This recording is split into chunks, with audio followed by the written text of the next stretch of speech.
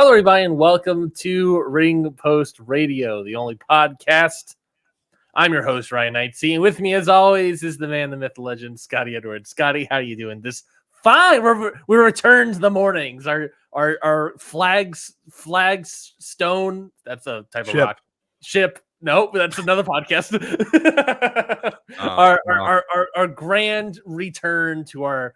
Well, not I guess typically not. It's not another podcast. So you said this is the only podcast. It's the only podcast. Yeah, that's true. This is the only podcast in the history of existence.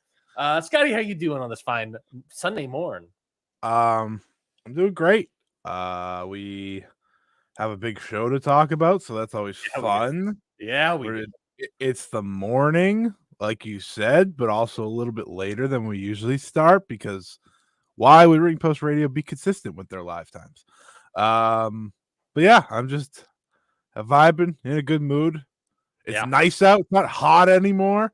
No, so. I had a lovely breakfast that my wife made for me out on our patio this morning.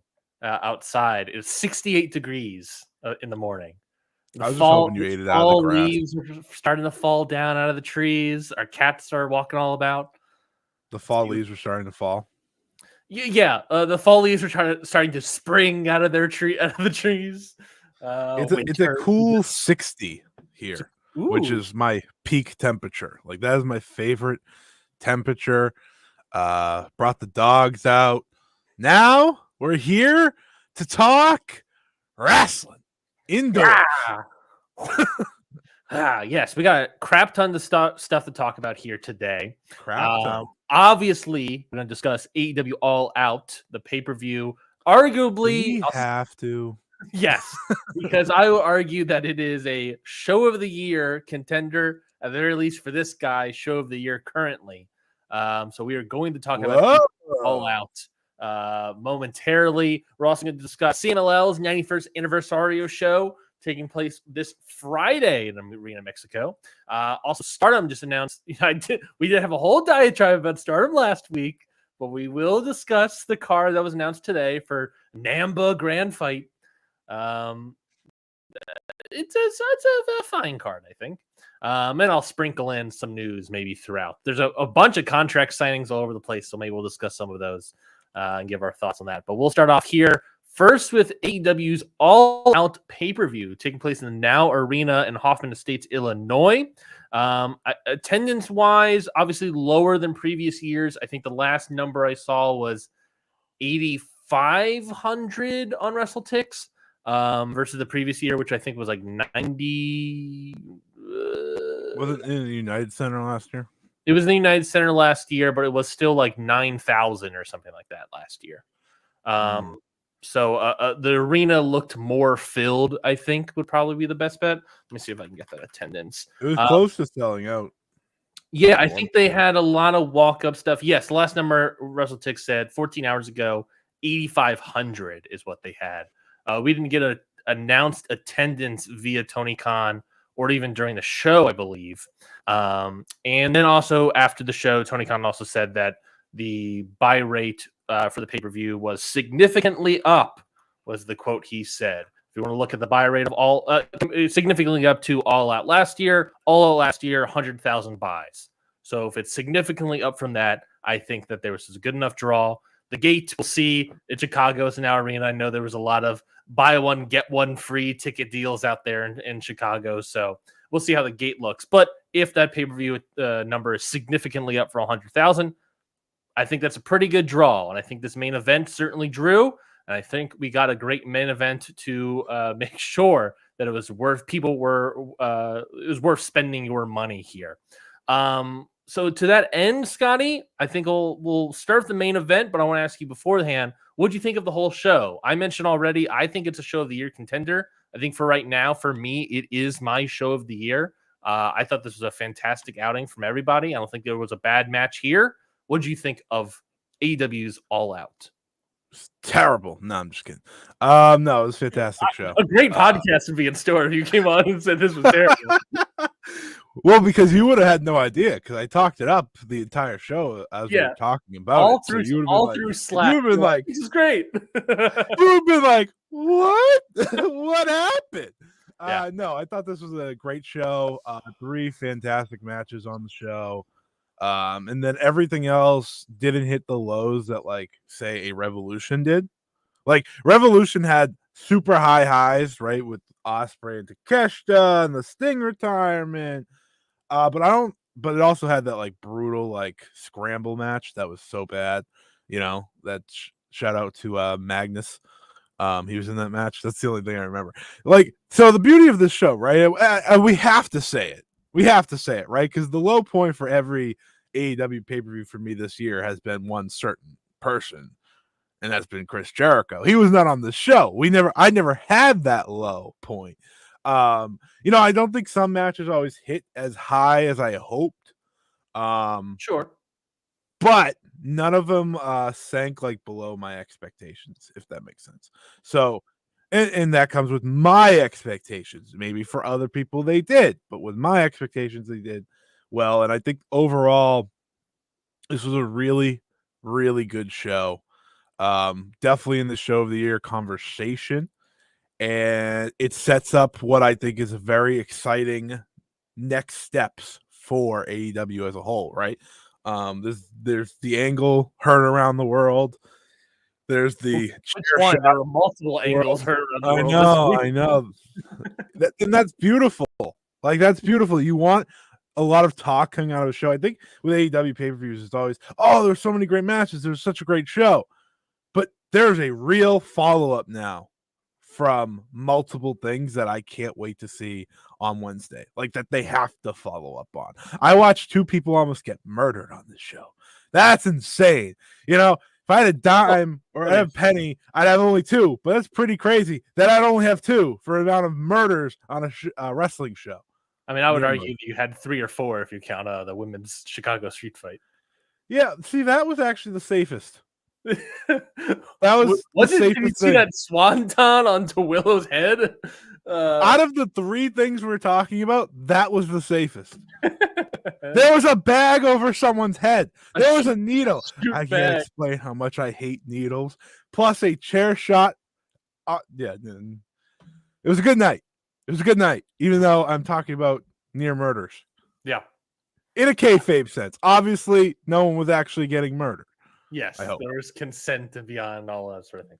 I think we'll talk about it more when we get to like each match about like the angles and the sort of diatribe that is already sort of coming out. I don't want to say in droves, but it's already kind of spreading out there of like how people feel about these different angles. But it is what is great about AEW is these sort of reminders about like what they can do versus other companies, not just WWE, but looking at like New Japan or everybody else, like what the brand that AEW's brand of wrestling actually is a company that will have great matches, but they also have the ability to do high-end angles that I think are stuff that you don't see anywhere else. I mean, we haven't seen a shoot bag asphyxiation spot in 30 years, right?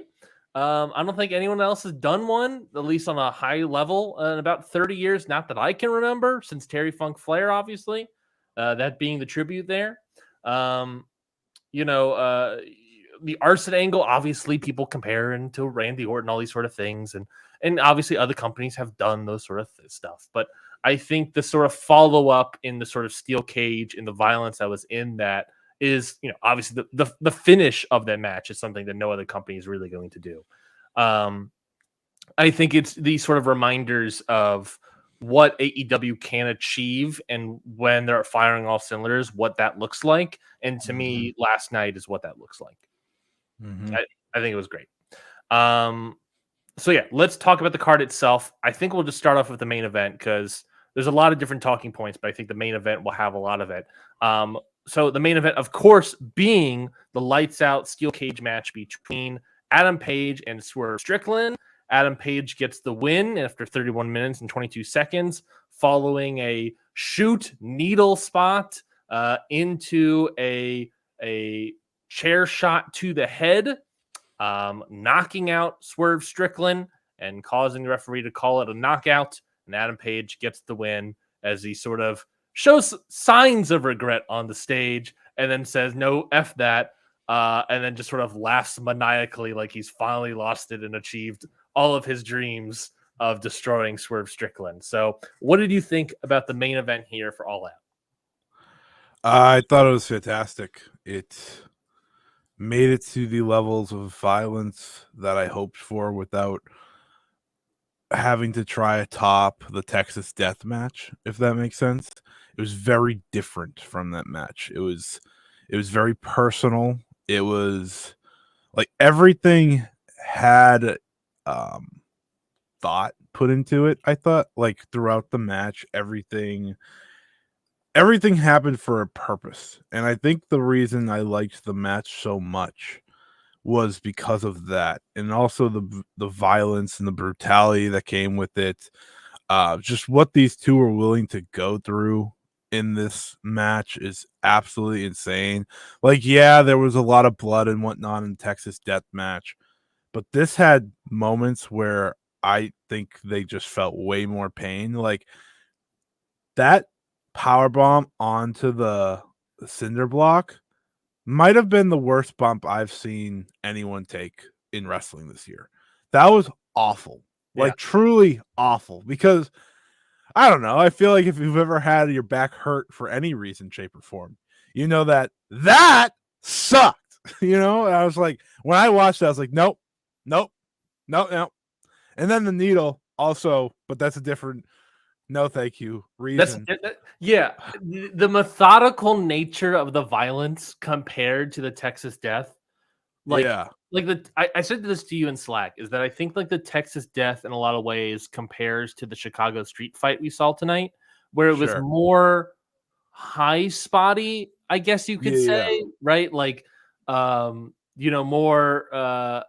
flashy violence, I guess. Here, very methodical. You have a burnt steak, like trying to make sure Swerve and Adam Page are not vampires.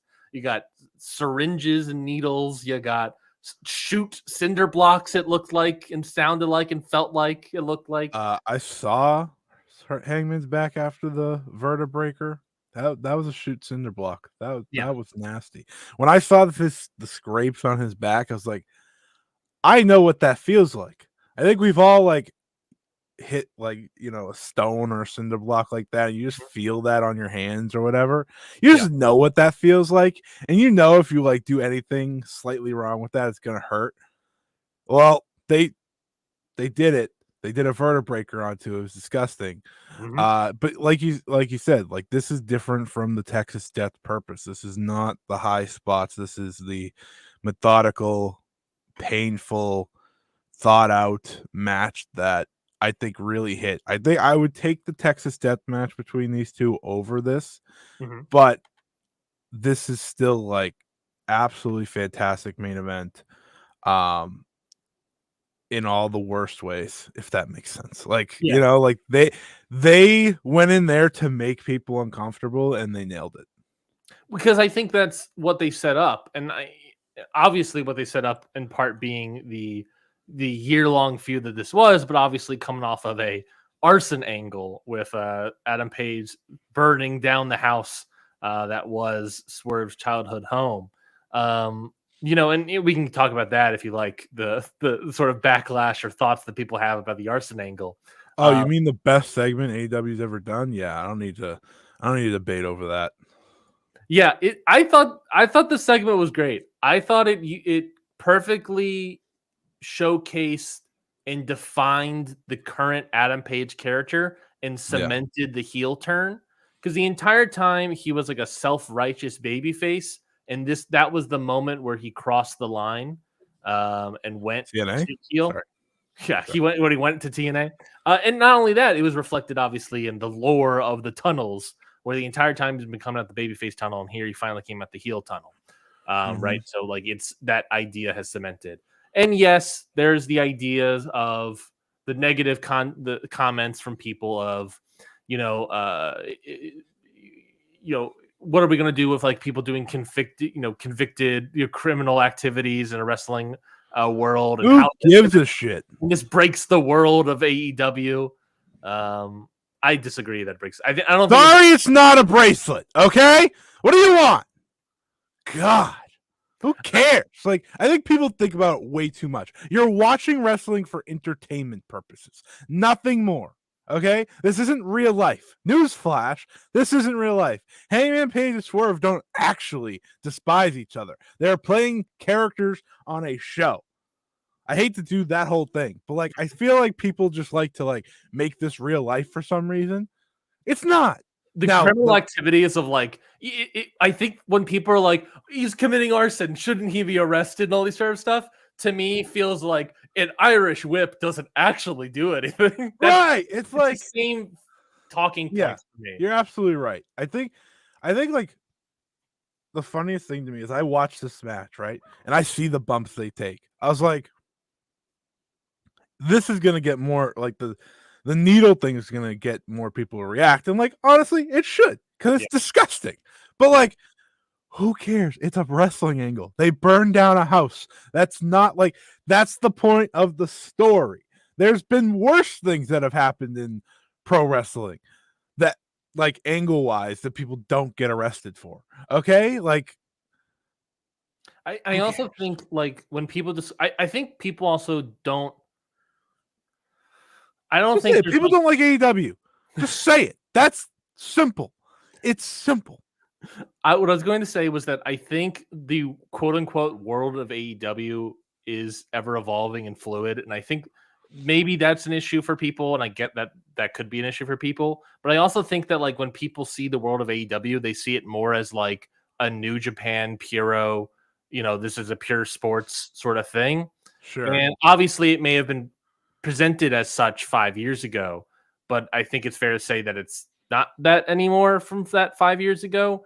I also don't think this is the same exact. I think it can't be. I think it would be stale if it was that same thing for 5 years ago, a little bit. And obviously, people didn't want it. People didn't want the rankings, and people didn't want these sort of things. Like, it can't just be that. This is a show that is on television. It needs to create entertainment on a week-to-week basis beyond just in-ring action. Mm-hmm. That is how this goes. Last year, they went way too much into the entertainment side rather than the wrestling side. And we saw what happened, right? Like, if you want to go watch dance breaks, go somewhere else, okay? This is not where you watch dance breaks. You watch houses get burned down, people get choked out with plastic bags, and watch some great wrestling, okay? Period.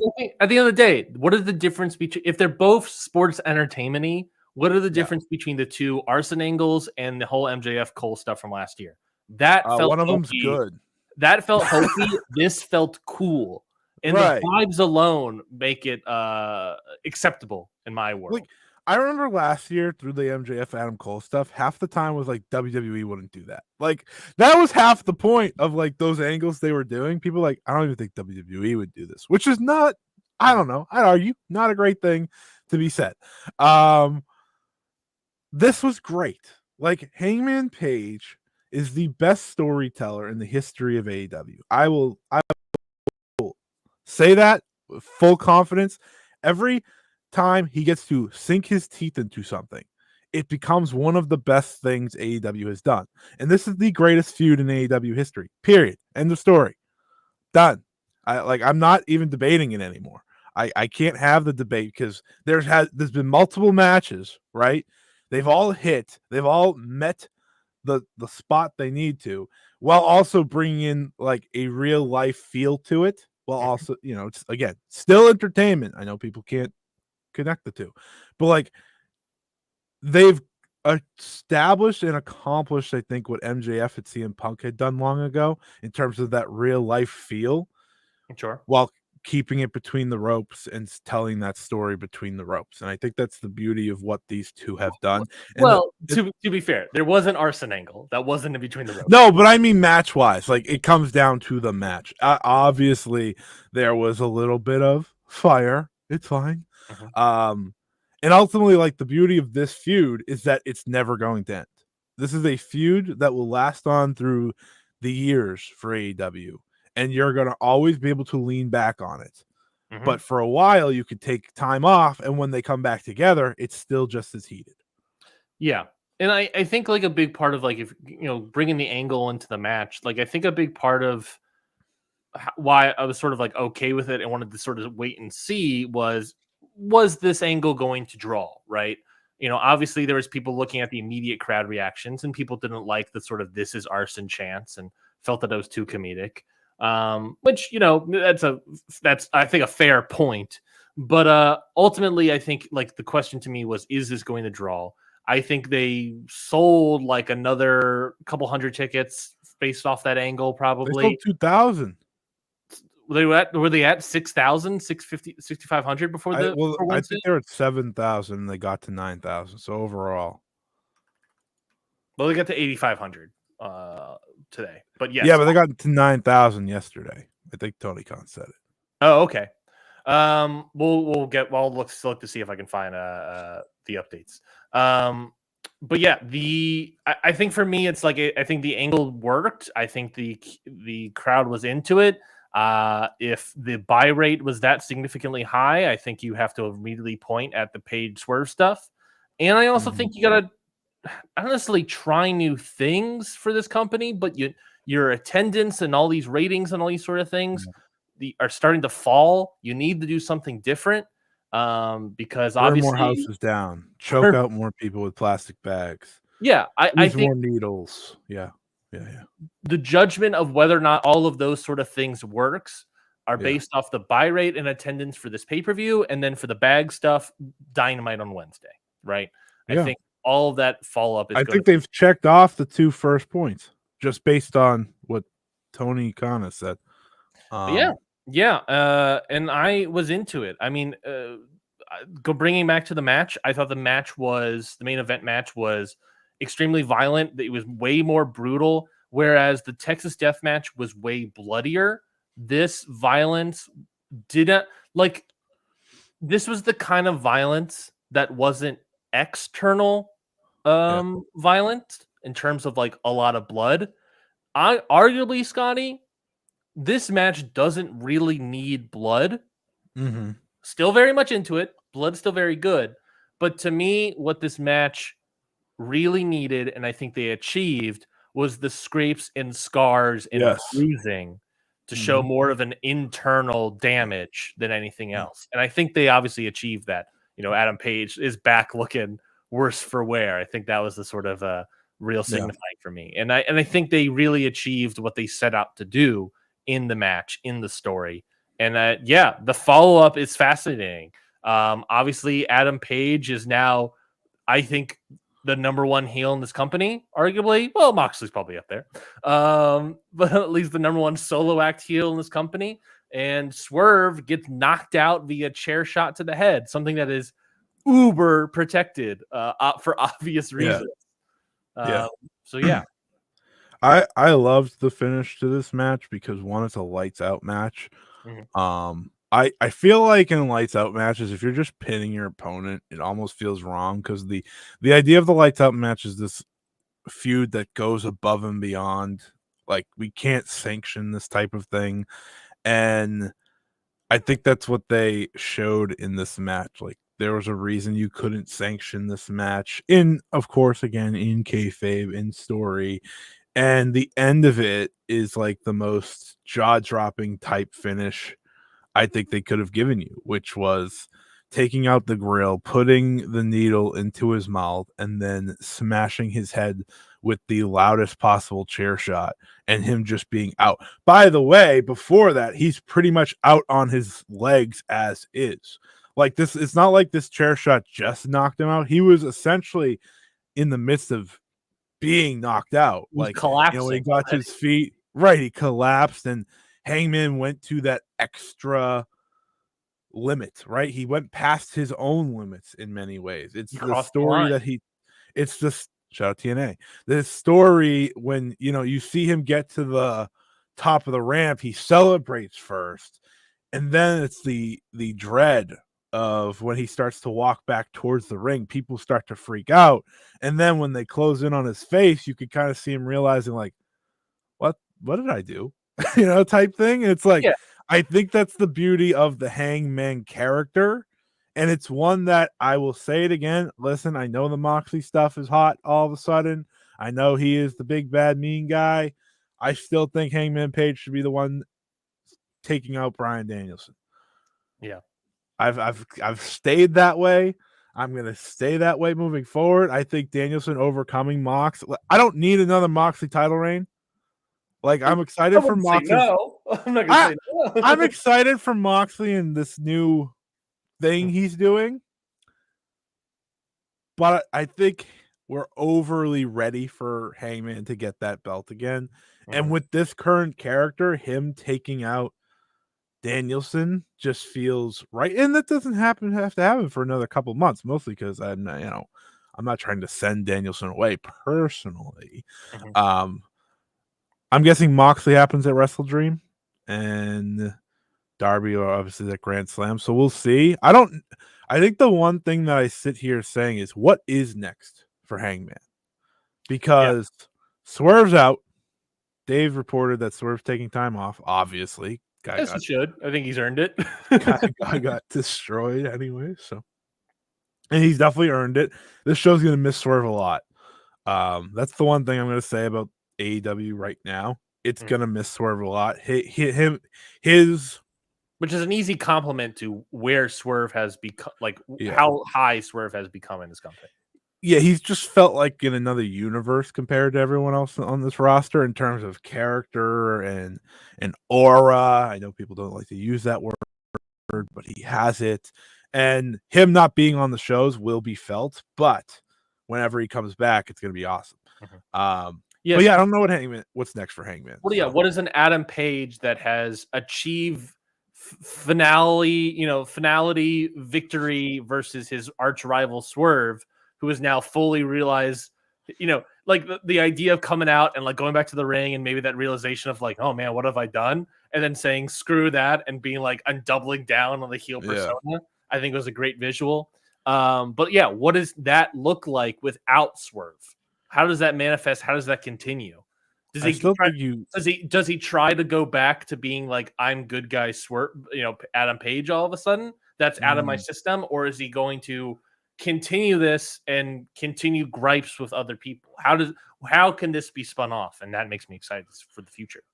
Yeah, I think he needs, and people are going to get mad at me for this, but I would put this on TV. I think him and Jeff Jarrett need to have the match, some nasty match, because that wasn't finished at All In, right? That's the reason he lost, essentially.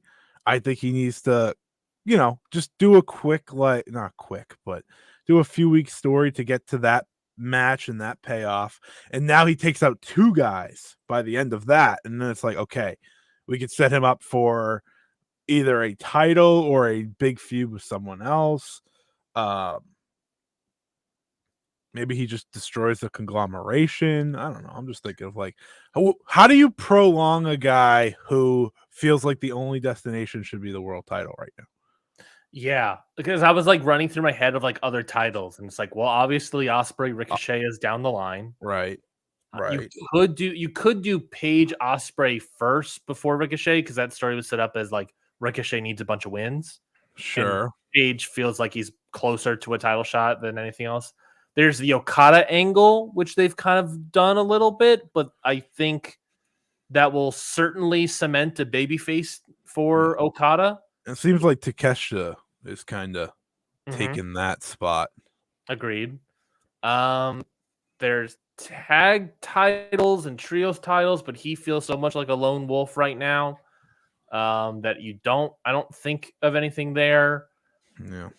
The TNT title again, I don't think that's a great idea. I think it's just the world, and that's the other thing, how many babyface champions we have. It's Ospreay, who is very much going after Ricochet, and Danielson, who's very much has Darby and Moxley around the corner. It does feel like the world title is next under the grasp, and that makes me excited about interactions between Moxley's group and Hangman Adam Page. It makes me excited for Adam Page versus Danielson down the line potentially, and seeing what that looks like.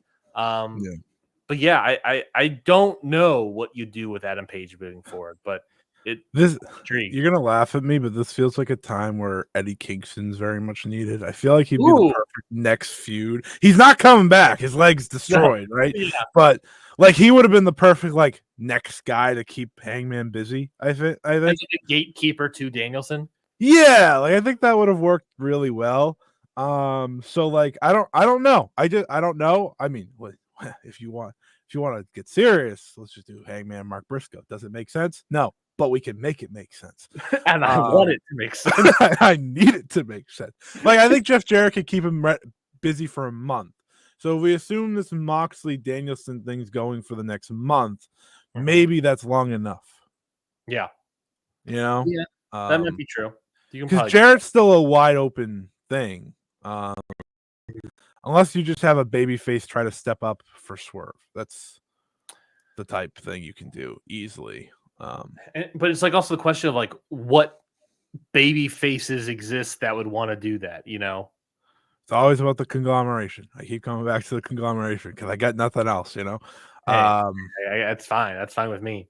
That's something. Yeah, it's not a bad thing. If they're not going after the trios titles or something, which I think they should, then maybe that, you know, Orange Cassidy but also there's a little bit of Orange Cassidy Jericho feud stuff happening a little bit. So, you know, it's I don't know, you know. It's really weird because like I keep looking at the AEW roster page. Darby also would make sense.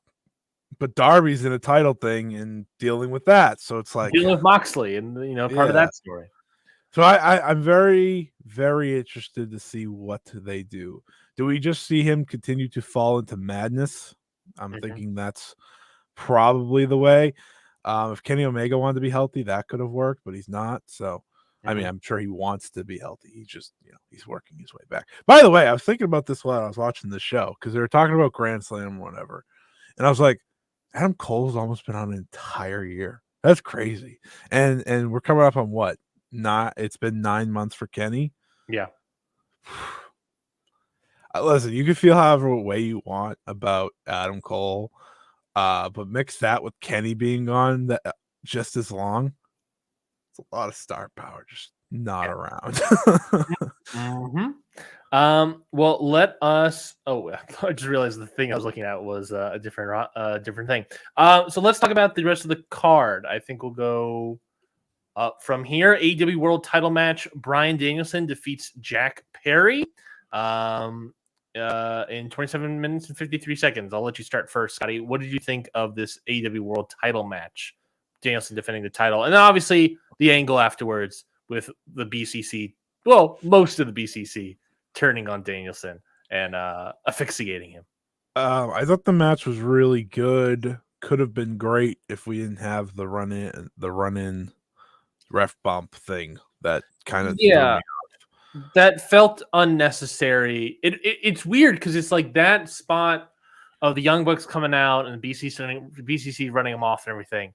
It both feels necessary and unnecessary. Yeah. Because obviously the angle is they're making sure Moxley takes the title off of him. Like that was shown after the match and in the middle of the match. So in a way it was good. I just don't like the way they did it. Does that make sense? Like, I feel like the ref bump didn't need to happen because we know that the EVPs can do whatever they want. So it's like, where did that go? You know, type thing. Like, I feel like they could have just got involved. And then just yelled at Bryce to like not do it or he's fired. Right. Like, that would have been fine. We've seen them do that. So I think that was my one gripe about this match, which kind of took me out of it. But the final, stretch was really, really good between these two. Jack Perry might have sold the best Busaiku knee ever. Like he did a great job. I didn't love the get on his knee to put his arm out thing. I thought that was kind of hokey and lame, but it was a good match. Lived up to I guess my expectations overall. Still, would have liked it to shoot higher, but it's okay. I'll get over it. Because the story afterwards is the best part. Like you had message. Before we get to the angle, the post match angle, do you think the match properly elevated Jack Perry into a world title challenger? I don't think he's a world champion yet, but do you think he has been elevated from mid-card to world title challenger? Because I think that was the goal. Yeah. I'll say yeah. I think like I could see Jack Perry continuously challenge for this belt. No problem. The way I look at it is, did he go from TV challenger to pay-per-view challenger kind of thing? You know, because I think that's a big difference for a lot of people. Because a lot of people say like, oh, this could be a TV defense, but not a pay-per-view defense. And I think that was his biggest challenge. And I think so, because like the way I think about it is by the next time he gets one, he's gonna evolve even more. So I think by then, like, yeah, absolutely. I think Jack had a good showing for what they set out to do and what the purpose of the match was. It's so weird watching the Pillars now. Like I just like I don't know. It's been a crazy couple of years for them. But like it's the post match that gets all my thoughts, because you had said like I need a hot post match angle. Yeah, for my review of the match itself, it was like it was pretty good, not great. The first half was kind of, I wasn't too into it. Then we got the Young Bucks run-in spot, and then everything past that was really, really great. So it was like a really good match, but it was like the crowd felt a little deflated, and I was like, we're about to get into this lights out steel cage match. I need like a great, like a surprise challenger to come out and challenge Danielson, or some sort of big angle, get me really revved up and going for the main event. And you got Luchasaurus. And then Luchasaurus popped in the frame, and you and I both messaged each other like, huh, I mean, I guess so the connection in my head was like, oh, right, like Christian has a thing. I forgot. And then like Jungle Boy, and we had the Jungle Boy Luchasaurus moment. I was like, all right, that's cool. And then Christian's coming down, and then Moxley shows up, and I was like, oh, here we go, that type thing. I was like, all right, now we're in. And I said to you, I was like, wow, I'm kind of shocked Pac's just here. And I was like, this guy still can't put a shirt on. That's crazy. So he comes out in the wettest hair you've ever seen. Yeah, dude's soaked. And they leave and they get in the ring and they embrace. It's like, oh, this is good. And I think everyone's feeling the Moxley thing happening, right? Everyone's feeling the Moxley turn, because just the way he's acting, just the way he came back, it's like, it's coming. I know it's coming. But when Claudio they fight off the patriarchy, they get in the ring, they celebrate. Yeah. But when Claudio hits that uppercut, I was like, no! The Danielson shock felt so genuine, because it was also genuine for me, because he just clocked him, and Danielson couldn't even sell it. It was just complete, like, I don't like, what? Why? Also, it's also like a shock, but then you think back. You think back to Claudio and how he felt about Danielson in the Blood and Guts match. I was catching up on old collisions, and there was a promo segment where AEW's production team is asking everybody who they think is going to win between Swerve and Danielson, right? They cut to Claudio. You know what Claudio said? I don't remember exact quote, but it was something to the effect of, like, I'm not going to answer that. Or, oh yeah, I remember what you're talking about. Like Claudio felt iffy for a while there. Yeah. He felt that he wasn't going to be this way. Also, the last time we saw Moxley won a tag team match with Claudio, so like it's immediately shocking. But then you also look back and you're like, it makes perfect sense for Claudio to join Moxley. Yeah, so like the shock of that, but I think the best part was Pac just holding Yuta. Yes. Like that was great, because it's like they didn't tell Yuta, Yuta's getting stunned, and Pac just sits there holding him. Like there's no attacking Yuta, because they don't have anything against Yuta. It's against Danielson. They just have the new guy that's now part of the group hold him. This group of being Moxley, Claudio, and Pac, and Marina Shafir. Like give the trios belts to those three now.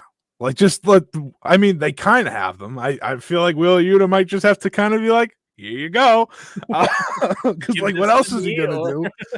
Like, I don't think he's gonna want the belt anymore. But just a fantastically done angle coming down to Danielson getting choked out by the bag. And it sets up gets choked out by plastic. And I just have to ask the question: what happens if Darby Allin had just talked? Could we have just been fine? I like the idea that Moxley was talked already. Maybe Moxley was just asking Darby, "Hey, can I have your title shot at Grand Slam? I gotta do something on Sunday or Saturday." Maybe that was the whole point of the talk, and Darby just didn't pick up his phone. So Danielson just got killed anyways. Tough. I mean, to be fair, Darby Allin doesn't strike me as a guy that owns a phone. No, but John Moxley doesn't either. Yeah, to be fair, I think he notably has a flip phone. Yeah. So, I thought the angle was great. I thought it nailed what it went out to do. Again, similar to the arson stuff, there were some complaints about the crowd chanting, this is murder, and that being sort of a jokey sort of thing. And I get, like, I saw some people comment about, like, don't do stuff that will get the wrong crowd reaction. And my thought immediately is, like, we haven't seen this sort of angle in 30 years. You don't know what the crowd reaction is going to be until you do it. The crowds have obviously changed, so we don't necessarily know what it's going to be. Now, granted, the counter argument to that would be, well, you should be on top of what your crowd does and prepare and expect how they are going to react to what you do, and then don't do that to do the 4D chess of it all. And to that, I'm sort of just like, I don't know. I think that's more so of, like, the crowd has evolved so much in AEW specifically, and obviously wrestling, that you just sort of have to do these sort of spots to showcase, like, the hatred and anger everyone has for each other in the wrestling ring. And hopefully those things go away. Those sort of chants go away. I don't know. I think I get where people are coming from by saying that the crowd chants of "this is murder" is not the great reaction that you want, but I also think that you almost now have to retrain your audience that is still there in the building to not do stuff like that. And I don't necessarily know how you do that after, since, like, ECW, like, all these sort of more smarky fans obviously being in the crowd. So I don't know. I think that's a tough obstacle, but I thought the angle itself was outstanding. I thought the Wheeler Yuta of it all was a great performance. Moxley choking out Danielson with the bag, and just, like, with the face of determination of like not necessarily determination, but more of just like, this has to be done. Yeah, I'm doing this not because I want to, because I need to. And then you think back to like the comments of like, this is not your company and yada yada yada. Everyone thought in the moment maybe he's talking about TK, Shane McMahon's coming in, and I think maybe this idea, I think that the sort of jealousy of it all boils down to me of Moxley might think that Danielson took the company from him, and he's trying to take it back. And I'm very excited to see what it looks like moving forward. What I will say is I think this displayed again how important Jon Moxley is to this company. Yeah. He's just so different from everyone else. Like, when he does things, it matters. And I think, the time away hopefully helped him. I know, there's been enough rumors that have popped up about his feelings towards doing American TV and whatnot. Obviously, we've known for a long time. It's not his preference. It's why he does the New Japans. It's why he does the blood sports, right? Because he likes just the sport of pro wrestling a lot. But when he does things like this, you're just so into it because he's just so good at it. And I watch him and I just think to myself, like, AEW without Moxley is just a terrifying thing to ever think about. Because, like, listen, they're not going to have Danielson soon full time. We know that. They haven't had Kenny for the past year, and I don't know about anyone else. I just kind of got used to AEW without Kenny because it's happened before, so it's not like this is a new thing. And I just think like Moxley has this ability to bring again the realness factor, right? Hangman and Swerve did it. Now he's doing it, and I think that's so important for AEW to set itself apart from everything else in wrestling. Because it is that pure thought process, right? Like the reason people love Japanese wrestling is because there's a real factor to it, right? It does feel like a sport, very physical. Well, AEW is now bringing realness in their stories, and I think that's very important. Now I can't wait to see what is the follow up, right? What does Wednesday look like? And I think in the end, all of it should be revealed that Brie set them out to hire just because she wants her husband home. Brutal. I'm kidding. Brutal. I'm kidding, mostly, but it kind of be funny. But yeah, I think this was super well done. If there's nothing excites me more for what's next than this, and I think that's a credit to the way it delivered. And I hope they rename their faction. I don't want it to be the Blackpool Combat Club, so looking forward to that. But I like that Pac has a direction as well, as kind of just he's literally a bastard. Like he just joined them and had no problem with it. And I think it should be great, whatever that new faction looks like. So I'm looking forward to it. And speaking of what looks like, it's such a shame for Moxley and Claudio to attack Bryan Danielson like this and turn on him while wearing his merch. That's a good one. That's a good one. That's so bad. They were repping him. They were repping it. They're repping their boy. Also, I think the conglomeration should be the ones to help Danielson because no one else makes sense. Because Eddie's gone. That is probably true. Because then right now you have. Because the conglomeration is also Willow. So it would be Willow, Briscoe, Orange, Danielson, Kyle versus Mox, Claudio, Pac, and Shafir. That almost feels like they need I guess Yuta is with Danielson as well. So it almost feels like there needs to be more on the Moxley side. Yeah, I mean, they don't have to use the full conglomeration if they sure. They just want to use Mark Briscoe. I'm only pitching for Mark Briscoe. Yeah. Mark Briscoe and Willow. I think she's earned just Sharon. Yeah, absolutely. I think those two joined forces with Danielson and Yuta that take on. No, I think it works. Yeah. And if Moxley adds one more, then I guess we'll throw in Kyle and Jericho and Orange can play off in the corner. Yeah, preferably on Rampage. Yeah. So I don't see it. Thank you. We'll see how that all plays out. Next up, AEW TBS title match: Mercedes Moné defeats Hikaru Shida. I don't know. I thought this match was probably the weakest on the show. Not bad by any means. I think it was still a solid. It was good better outing. than the Brit match. Better than the Brit match. Not saying much. I think better than the other Shida match. But I don't know. I think this is. I think I'm like 3 1/4 on this one. I think it was pretty good. It's really weird for me watching because I think like the difference between Mercedes before injury and after is I don't think she can necessarily lift up people as much as she once did. If that makes sense. Like, and I think this match was good. Like, I think this was pretty good. Okay, because it had a lot of good moments. But it also had a lot of sloppy moments. Yep. That like they just seemed off. Like the whole like closing sequence with all the katanas and stuff kind of felt wonky to me. Yeah. But like between that and the kind of like odd opening, I thought the work was pretty good. But I do think like I think Mercedes is at a point where if she's in there with the best, she's going to deliver. Like I watched her have a great match with Momo last week.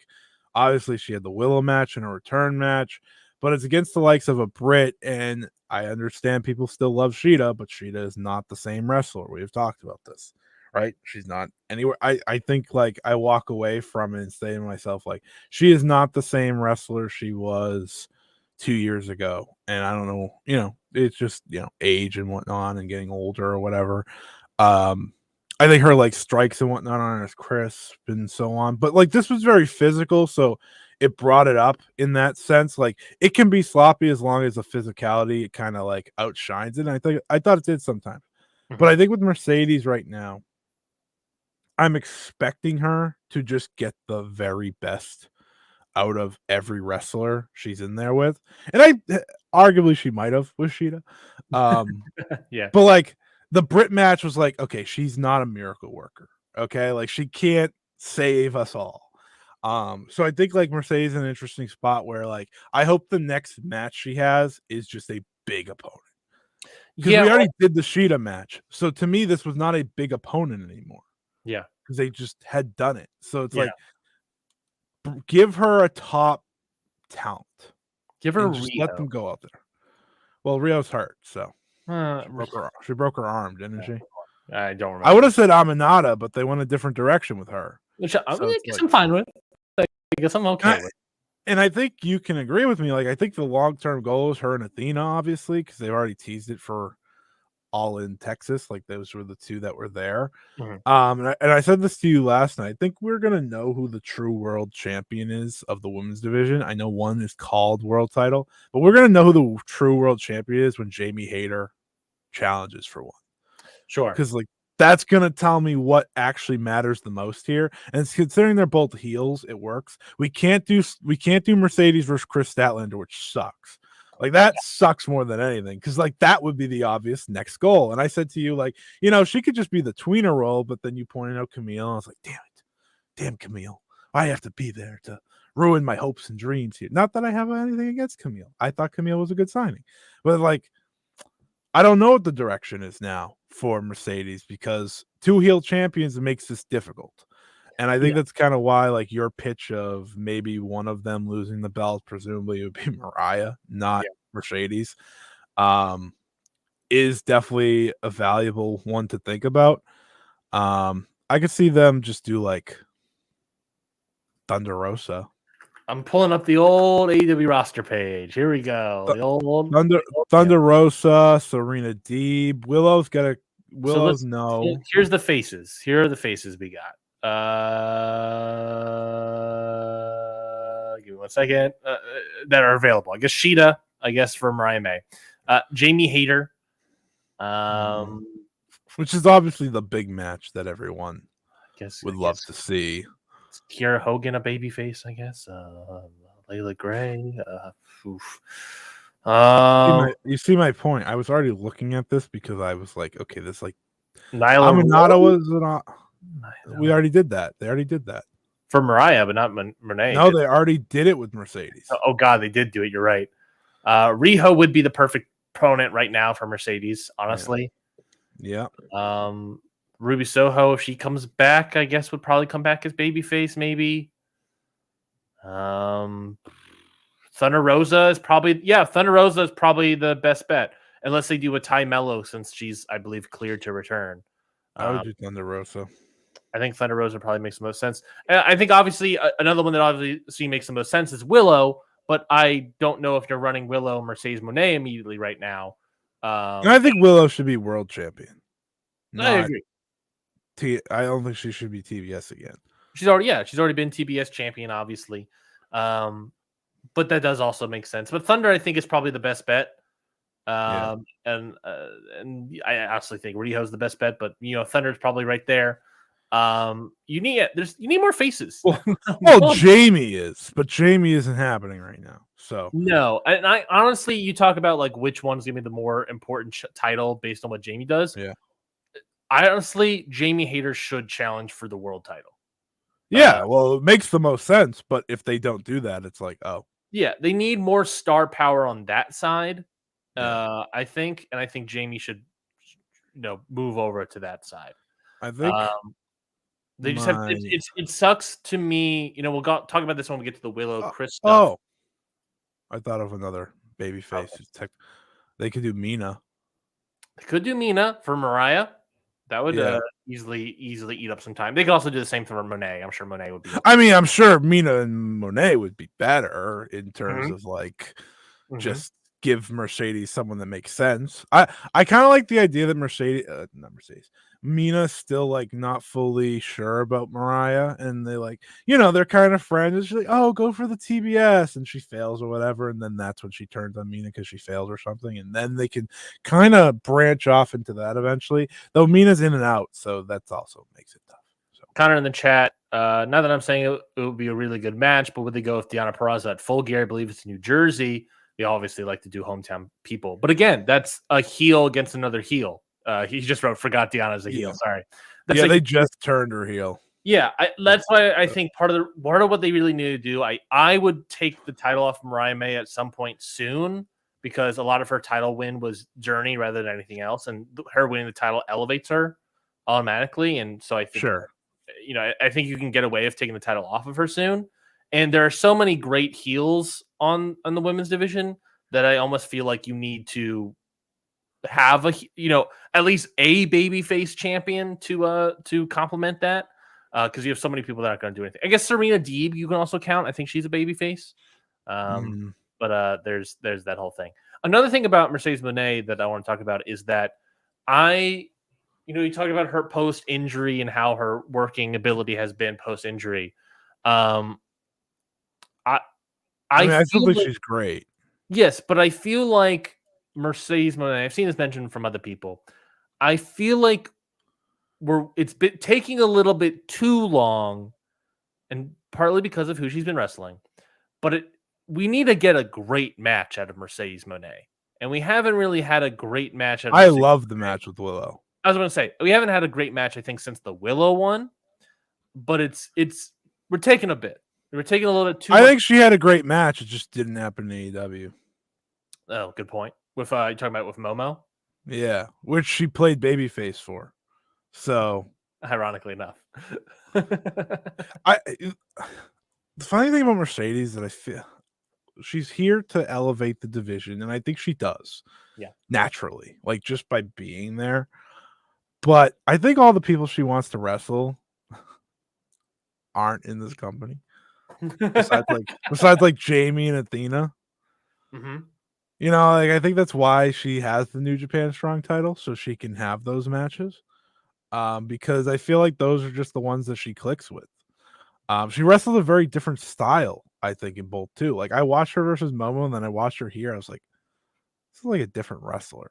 Well, if it's heel babyface, then but like just she's more physical. Like I just feel like she's naturally more physical in New Japan, and maybe she's because of comfort level. She knows she can do that with someone like Momo. I mean, this match with Shida had its physical moments. But yeah, like we kind of proved in the point, right? Though it's like there's not a lot of answers for Moné, and she's been through Britt, she's been through Shida, she's been through Nyla, she's been through Willow. Like we're running out of people here, so it's like, all right, you got to just get to Athena. Okay, you and me have been talking about this for over a year now. I know Athena's a heel, but like, listen, but my thing is like the moment she's actually back on AEW television, people are just going to be happy to see her. So it's like you're there, babyface, type thing. I don't know. The women's division is doing really well overall right now, but they have so many more heels that are succeeding, I think, than baby faces. That makes sense. Because everyone's like you said, Jamie, Willow both should go for the world. So that's like Mercedes was like, hey, how you doing? I'll take some scraps, Yeah, like it's tough. It's just the nature of the situation right now. Mm-hmm. Carl Carpenter in the chat, I assume has to be Sabrina's brother. What do you think of them acting like Britt does not exist? There's a whole. I think it's awesome. a lot of people looked into.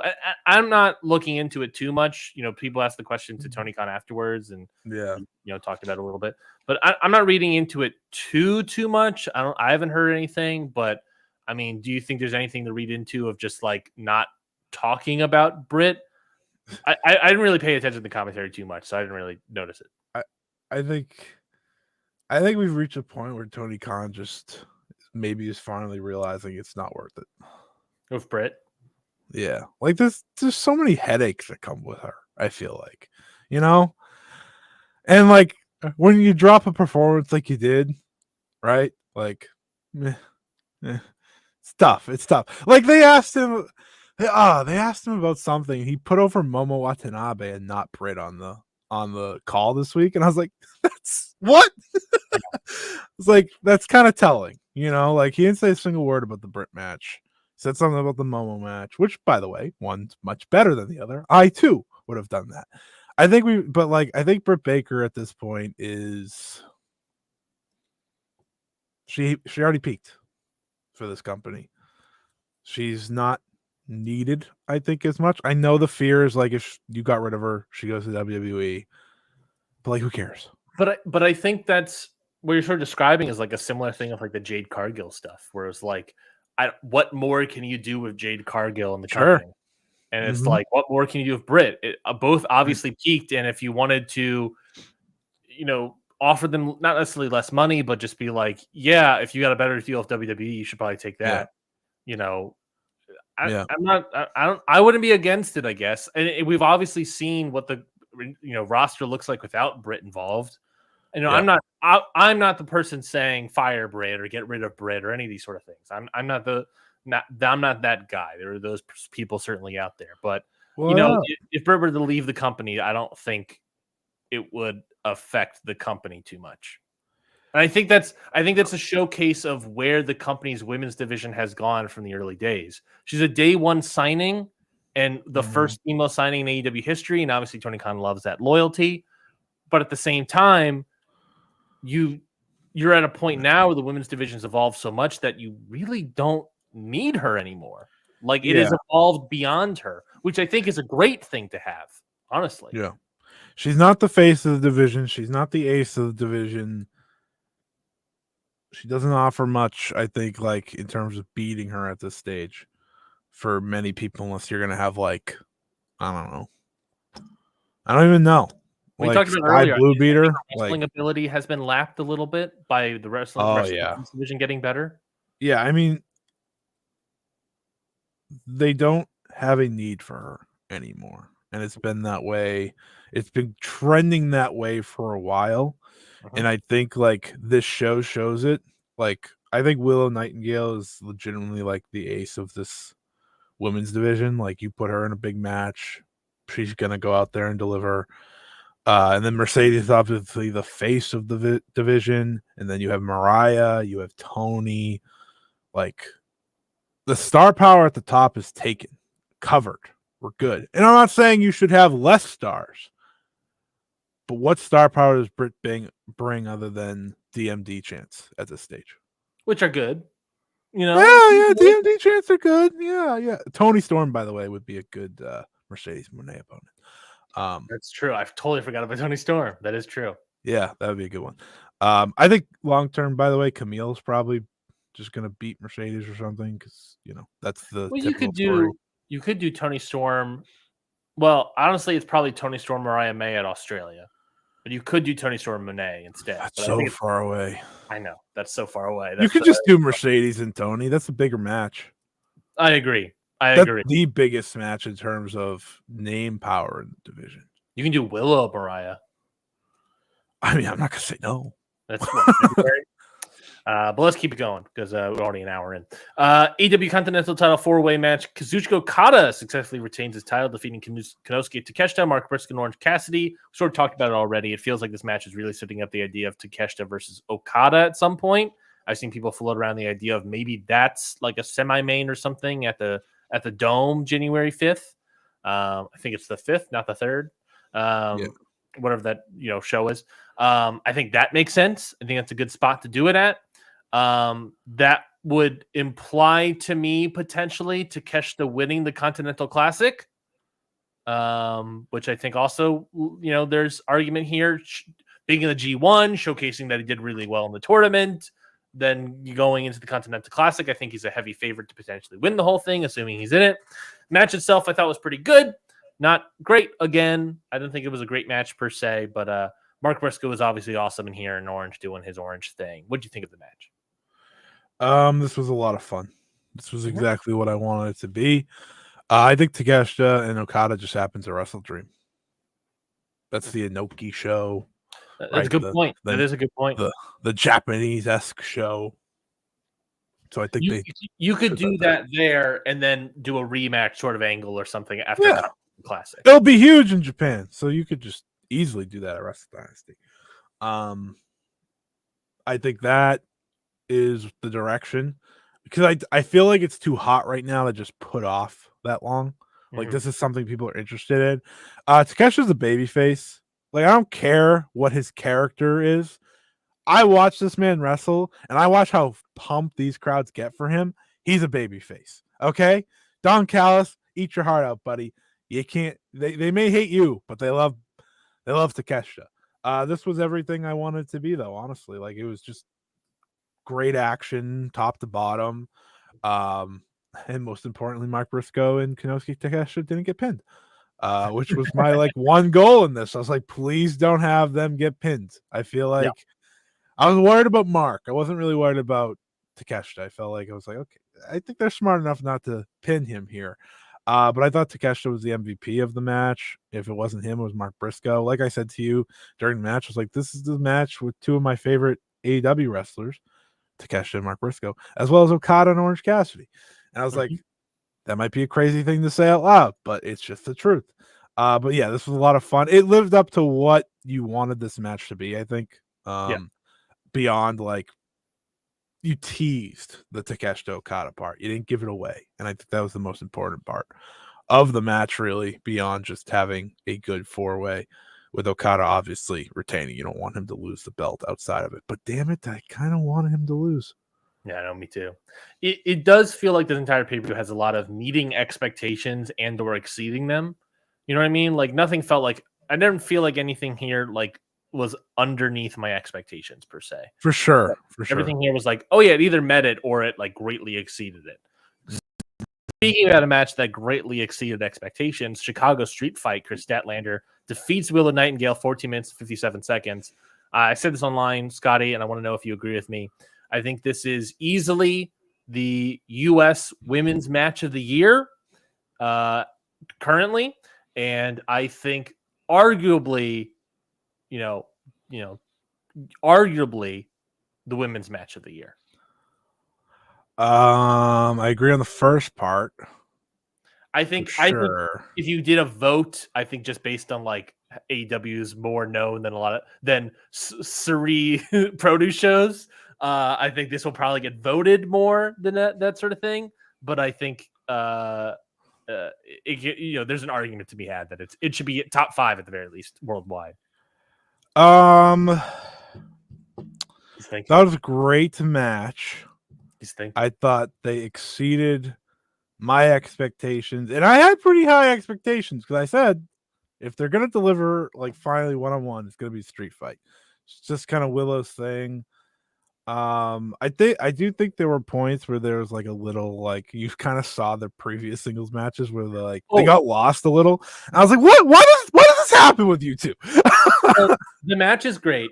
I don't want to stress it too much. No, don't stress it too much because there's just so much craziness that it doesn't matter. It starts off hot. We get a swanton to a table to the outside that Willow doesn't dodge successfully, and she just gets crunched in a terrible way.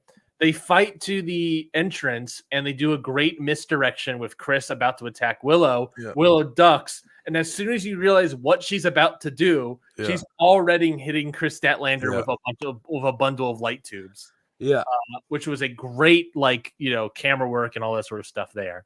And then my one gripe with the match, I think it's after that spot they get back to the ring and they start actually wrestling in the ring. And you can see the crowd be like, oh, okay, it doesn't matter anymore. And I'm not blaming the crowd here because what you pointed out just now was this you got to see sort of they started wrestling again, which has always sort of been weirdly the issue of their matches is like they don't necessarily have the best of chemistry for some reason when they're wrestling each other.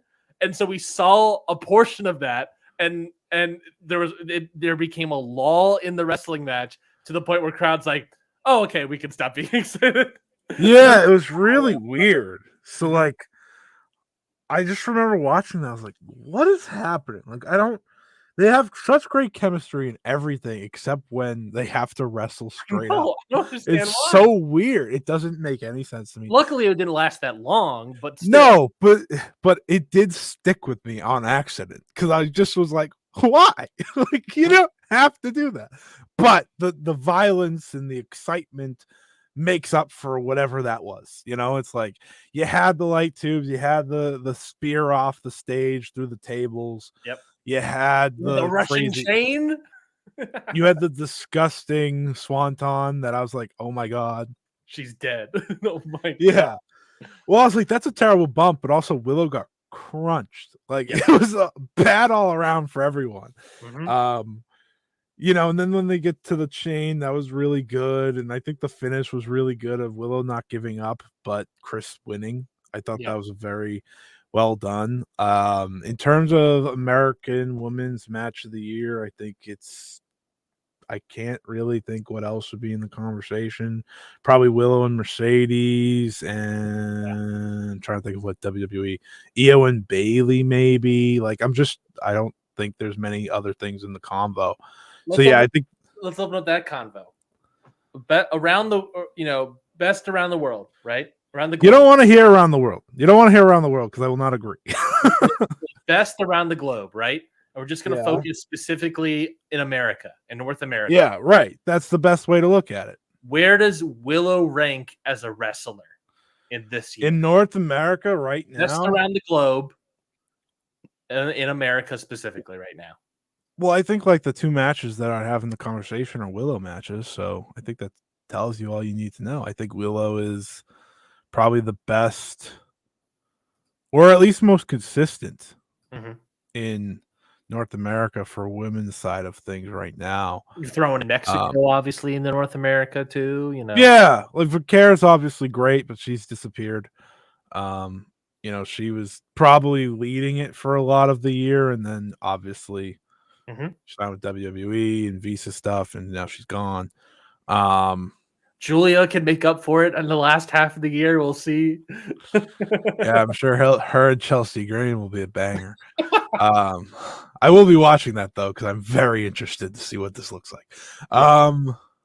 Willow is certainly the highest rated American female wrestler I have in my rankings. Yeah. I mean, I can't count. I'm not going to count Io because her best match didn't happen in America. So, well, I mean, even then, like her best American match was like Bailey, and we're naming one. That's one, right? Exactly. Willow, we're naming two. Yeah, I think it's Willow. I think just Willow in terms of consistency, in terms of expecting someone to deliver.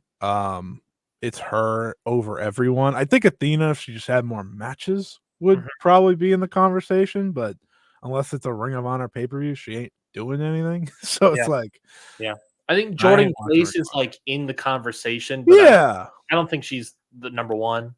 Yeah, I think Willow's. The funny thing is, like, if you ask me the best 5 American-based or North American-based women's wrestlers, like it would be a conversation. But I think a lot of them that you would put on the list haven't had to do much this year. Right? Like you'd put a Bianca, but Bianca hasn't done anything this year. I'm not putting Bianca in the conversation right now. No, but like if you asked me at the beginning of the year, like who's just the top 5, not talking about the year itself, Bianca would easily be in there, but she hasn't done anything. I think similar to like Vaquer, I think like Becky would be part of the conversation, but she's disappeared. Yeah, so it's Willow. Willow has planted herself. That's why I call her the ace of the women's division. Sorry, Hikaru Shida. But it's just the way it goes. Like, it's why she should be world champion. It's why it's actually a crime AEW has given her one title reign, and it was like a month long. She's went out there and put on the best performances possible every single time. And I don't want to discount how great Chris Statlander was in this either. Oh, Chris rocks. I mean, Chris has been. The funny thing about Chris is like she never gets to wrestle anyone. Like her best matches in AEW before this one were with Britt Baker and Jade Cargill. That says a lot for Chris Statlander, right? Like those are the matches that stand out when people talk about Chris, and it's like, okay, and what are our opinions of the other two? Exactly. That's a big like thing to Chris. I think Chris deserves a lot more. I think she's ready for a lot more. I think she should come out of this feud getting a title match. Unfortunately, it just doesn't make sense. So it's like, how do you do that? Yeah. I think she's the right person to go over here a little bit. And maybe that's why the CMLL title thing got put away because they wanted Chris to win. I think Chris winning is very good because it helps her while it doesn't hurt Willow. I think the other way around, it would have obviously helped Willow, but Chris just kind of gets lost again. Now you can't lose Chris. Like now you have to do something with her. Yeah.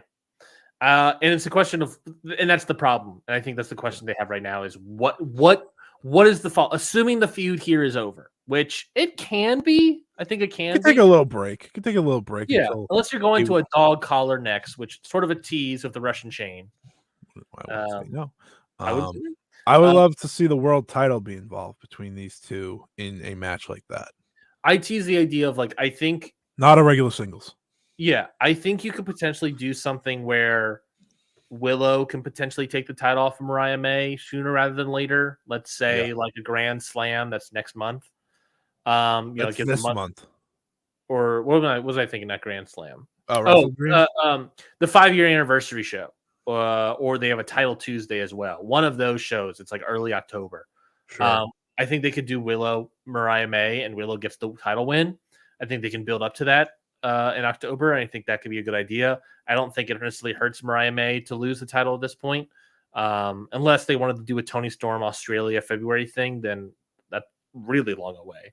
But then Wrestle Dream, I'm doing Willow and Chris. Like I need to get Chris Stat in the title picture as soon as possible, and we have 2 heel champions.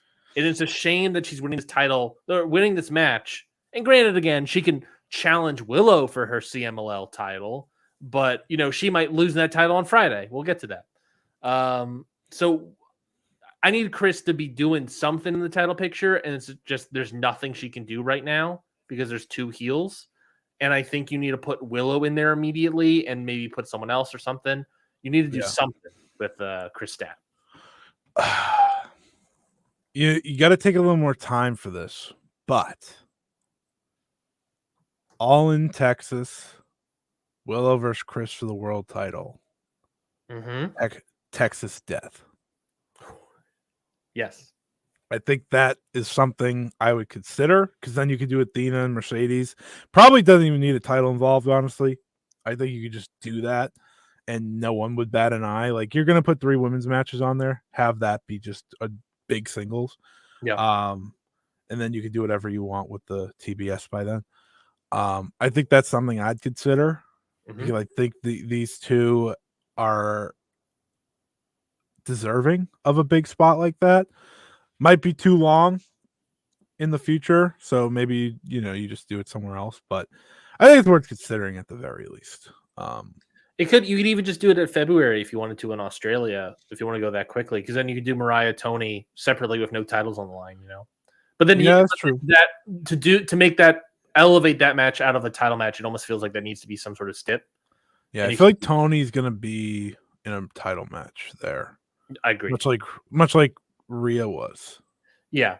And unless she's wrestling Wendy Richter, I don't think we're Yeah, of course. Like, I think I honestly think Mercedes versus Tony makes most sense for Australia. Maybe Tony's the one that takes the title from her. Does it get anyone else over by being Mercedes? No. But it's a big moment, big match. Yeah. Type of thing you'd build for Australia. So, and the thing to comment about this Chicago street fight as well is that what a spot that they were put in, where they had to follow Will Ospreay versus Pac, a great match, and everyone online was like, "I feel bad whoever's next," and here comes Willow and Chris Stat, and you're like, "Oh man, hopefully they can bring someone out." And just they had more of a hill to climb to get to great, and they knocked it out of the park. So all the flowers and Rex go to them. Moving on, AEW International Title match, Will Ospreay defeats Pac. Like I said, a great match. I'm describing it as a brutal flippy-do match. Have you ever seen a match where you get more flippy-do athletic spots like you saw, but it wasn't just sort of like people floating around the ring and doing stuff, but everything felt impactful and brutal? Leaving matte marks on Will Ospreay's forehead and stuff. It felt, athletic, but it did not lose its impactfulness, which I think a lot of other like flippy do matches do. What did you think about this match? This was junior heavyweight Will Ospreay. I haven't seen him in a very long time. Yeah, he popped up all of a sudden. Like, I was like watching this match, I was like, oh my god, it's like watching just his junior version of himself. And maybe he's getting ready for Ricochet. Maybe that's why. I thought this was fantastic. Like, this was, for me, just like, I think people forget how good Pac is. Like, I do. I think people just forget. Like, he can do this whenever he wants. It's why, like, people always ask for him to be positioned in better spots, because he's so great. I really thought he should have won when he hit when he reversed the Stormbreaker. Like, I feel like that snapped. I understood he wasn't gonna, but like, that was so perfectly done, and the way they shot it was incredible. So you could see the crowd just rise when he hit it. I was like, that was fantastic near fall. Yeah, I mean, this was a really nice for me because I didn't like the Ospreay MJF stuff. So like, I've been waiting to see this Will for a while now. I feel like I just watched Will disappear from my interest levels for the past 2-3 months. But this was great. This was just great. It was a return to, I think, the best Ospreay style match, which is just go out there and kick ass. Who cares about I'm not asking him to tell me a story with MJF. Just go and do flippy do shit. Who cares? Like, him and Pac were perfect for that. This was fantastic. And out of all the Ospreay matches this year that I'd rank above it, let me think. Trying to think of what matches he's had this year. I would put Danielson and Takeshita above it. And that might be it. I'm definitely putting Takeshita above it. I got to think about. I easily put Danielson above it because Danielson's my favorite of the two, but Takeshita easily too for me. I think that's it. I think it's an embarrassment of riches. Yeah, I think it's those three that I have in as his top three, and I think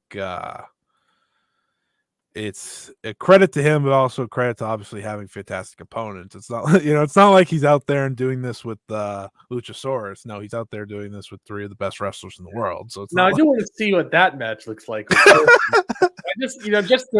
just for a stark interest, just to see what we can get out of. Yeah. Now you just want to know what is that like? What does top tier Luchasaurus look like? I'm fascinated to see what that is. Oh yeah, great match. I don't know what more to say. Like, the match is just great. Pac looked great in here. And I'm gonna bring in to the next match, the AEW World Tag Team Title match. Young Bucks defeat Blackpool Combat Club. That match had Claudio looking real great in that match, in the tag match as well. And it's just like a good way, also, all these sort of things to set up the new group for Moxley. Pac looked great. Claudio looked the best in that tag match. No offense to anybody else, but Claudio was the guy that really popped off for me in the sort of layout of the match and everything. And then you like have the turn. It's like, oh man, you have some brutal, new heel faces that can really screw things up in this company. And I'm excited to see what that looks like. But that match was great. Tag match, pretty good. Wasn't great. But Claudia was really good in it. Yuta was solid. The Young Bucks were probably best match in a long while. Maybe since Dynasty, Revolution, maybe. If this match wasn't entertaining, I was just going to come on here and say they're washed. So they exceeded my expectations just slightly. But they're getting close to being washed, though. They don't move the same. Like, listen, age catches up with everyone, and they just don't wrote move the same thing down. It felt like the Young Bucks never got into that next gear. I don't think they have it anymore. I was like, I wrote down old age, slowing down. I don't know, question mark. Like, Claudio was the heart and soul of this match in every way. And I kind of expected him to be fair. But you really felt it in this match. Like, this is the first time I watched the Young Bucks. I was like, interesting. I was like, this might be it. You know, like this is where they're at. And I said to you, like, just fuck it, change the title. Little did I know what was happening later in the night. But at the time, sounded like a great idea. Just because I was like, Claudio and Yuta are fun. They're exciting. Claudio's going crazy. Why not? Just change the belts. I understand not changing the belts. Also, by the way, I meant to pitch one more opponent for Will Ospreay. Can we get Will Ospreay versus Mark Briscoe? Thank you. You just want to see Mark Briscoe wrestle more. I just want to see Mark Briscoe. God, he's so good, dude. He's so good. Ask to see more Mark Briscoe. It seems like it is, but yeah. When it comes to the Young Bucks, they're just not those guys anymore. They're still good. They're still good. They're still really good. They're not like completely washed, but like the beauty of what is a great Young Bucks match is either they don't feel like bringing that out right now, or it's gone. Yeah, it's the first time where I I think we really saw, they've always been like top, good speed with their flippy do stuff, and it was starting to lose it here a little bit. And those are the sort of moments where it's like, okay, either you get back to where you were, or you're gonna have to start changing your style, right? And I think Matt has like shown signs, like he's just kind of slowly broken down a bit. But this was the first time I watched Nick Jackson. I was like, oh, yeah, because Nick Jackson has, fought that he's younger, obviously, so that's why too. But yeah, you felt it here. I agree. It makes me think, like, should they still be champions? They're not around as much. Who would beat them? And I'm not doing this roster thing. We're not doing this with the tag teams again.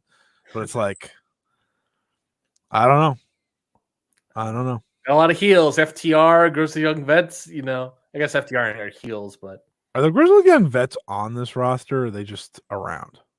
I think they're just around. I don't think they're on the roster page yet. So weird. Do you have it up? Yeah, they're not on here. Interesting. Whack. I'm sure there'll be updates or something. You know what? They're baby faces now. The moment Jay White walks back in the door, give me Jay White and Juice as champions. We didn't get it last year, and I'm pissed about it still. You know what I also just realized? No title changes on the show. Were there title matches on the show? Were there title matches? I think every match besides the Chicago Street Fight and the opener and the main event were title matches. So yeah. No title match, no title changes on the show. Though honestly, didn't expect any. So I guess that's probably fair. And then the opening of the match, opening of the whole show, MJF versus Daniel Garcia. I thought this was a great match. I thought it was a great use of the blood. I really liked what I saw. I think it was like solidly 4 for me. I do have some gripes. MJF has done this before where he'll do like an homage spot, or they'll do a sequence of homage spots where they do like the Walls of Jericho into the Yes Lock into, they do all these sort of homage to previous guys. We've seen it a bunch with MJF. And I like that spot, but I'm getting tired of it. Sure. I think a thing he needs to do, what I would have liked in this, is just start filtering those moves throughout. Don't make it a spot of your match, but make it part of your move set. Because when it's just the spot, it's cool, but it's like, why don't you just do the Walls of Jericho moving forward? Why don't you just do yada, yada, yada, X, Y, and Z moving forward? But whatever. Finish here, obviously MJF wins cheaply. I think it was like a low blow into the finish. But then Garcia immediately attacks MJF post-match, gets his heat back, and does the top rope pile driver, the deadliest move in AEW. I had such an eye roll. Eat your heart out, Tiger Driver. Daniel Garcia sold the top rope pile driver, and MJF's about to apparently sell the top rope pile driver longer than anyone else has sold the Tiger Driver in this company. But God, yeah, I'm so happy that's over. You know what? That's it. Ospreay disappeared when that became a story for me. I don't even think it's that. Well, I mean, it worked into the MJF thing, but the teasing, I can't do it. Shut up. Who cares? Just do a fucking move. I didn't mention the Ospreay Pac thing, but there was a spot near the end where he goes. Him and Swerve was really good too. By the way, I completely forgot about him and Swerve. I'm so sorry. Oh yeah, that's true. That was amazing. Ospreay goes for Ospreay like sets up and he goes to the Stormbreaker. And you could see the crowd be like, "Oh," because they were expecting a Tiger Driver. They wanted Pac to be a draft on his neck, which later in the night maybe they were right. But this match, Garcia MJF. Oh yeah, this was it's really good. Daniel Garcia rules. Mm-hmm. It's kind of like my takeaway anytime he gets a big match. It's like, man, this guy's great. why don't we do this more with him? That's kind of like always my takeaway with Danny. We get Danny Chance on this show. I was like, yeah, Danny Chance. I need him to resign. I can't stress it. He needs to resign with this company for his potential, for my sanity. I don't need to see him versus Ethan Page. I don't think anyone needs to see him versus Ethan Page. Doesn't move me all that much. What about him versus Trick Williams? Does that really change things for you? I do like to. Well, that trick. No, I don't. No, it doesn't. It's a tag team where it's Whoop That Trick and Garcia's dancing. Garcia's back dancing. No, I think the long-term goal should be Danny beating Jack Perry. Agreed. That would be nice. And I think that goes through him and MJF wrestling one more time, him beating MJF. And you don't have to do 3 matches. Hot take, I don't need the 3rd match yet. Like, you can do it down the line. But I think whenever MJF pops back up, assuming Daniel Garcia resigns, you do the rematch, and then the goal has to be him taking that TNT title. Because I think we have been talking about this man winning a goddamn title for like 3 years now. The Garcia Danielson stuff is so long ago now. Mm-hmm. So long ago. That was 2022. It's been 2 years since, like, I think we saw Daniel Garcia reach what he can. And I think, personally, I watched this match. He had just such a great showing. I was like, oh, so I know it's still in there. And obviously, like, he had a good Continental Classic or whatever. If I'm Tony Khan, if I'm whoever's trying to talk him back into his deal, I'm setting up this road for him. Because I think for Daniel Garcia, and understandably so, his fear might be getting lost again. Yeah. Right? He missed an entire year doing nothing, essentially. Right? Because he got lost in the Jericho stuff, and then the Jericho stuff kind of just puffed in the air, and so did Daniel Garcia. So I'm setting up a road for him. Hey, we're going to do this, this, and this, and this. And I think the Continental Classic was the start of that road, legitimately. I do too. And that was ironically around the same time where we're getting like, I don't know if his I don't know if he's going to resign. I think he's going to leave the company. Right. But now we're near contract time, so I'm paving out a further road. Like, here's this. You're going to win the title. You're going to have these defenses. You're going to, like, I know that's too much, but like at the same time, if I'm trying to keep a guy who I think is part of your young core that you need to keep, I said to you during the pre-show, is this the first time Lee Moriarty, Wheeler Yuta, and Daniel Garcia have ever been on a pay-per-view, like, all at the same time? Mm-hmm. And you were like, I think it was Lee Moriarty's first. It wasn't. He was in a battle royal, but otherwise it's Lee Moriarty's first match. And I just think to myself, like, what happened? Like, these 3 were supposed to be like clear future.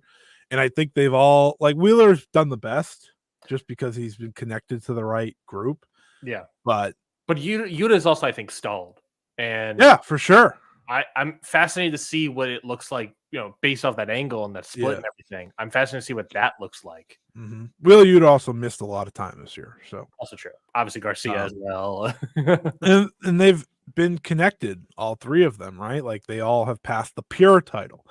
They're beyond the pure title. I think Lee Moriarty can utilize that right now because he just had the least time on TV and whatnot. But Garcia's, we talked about with Jack Perry, right? Did he prove that he could be a world title contender? And, I think we both agreed. Garcia did that 2 years ago.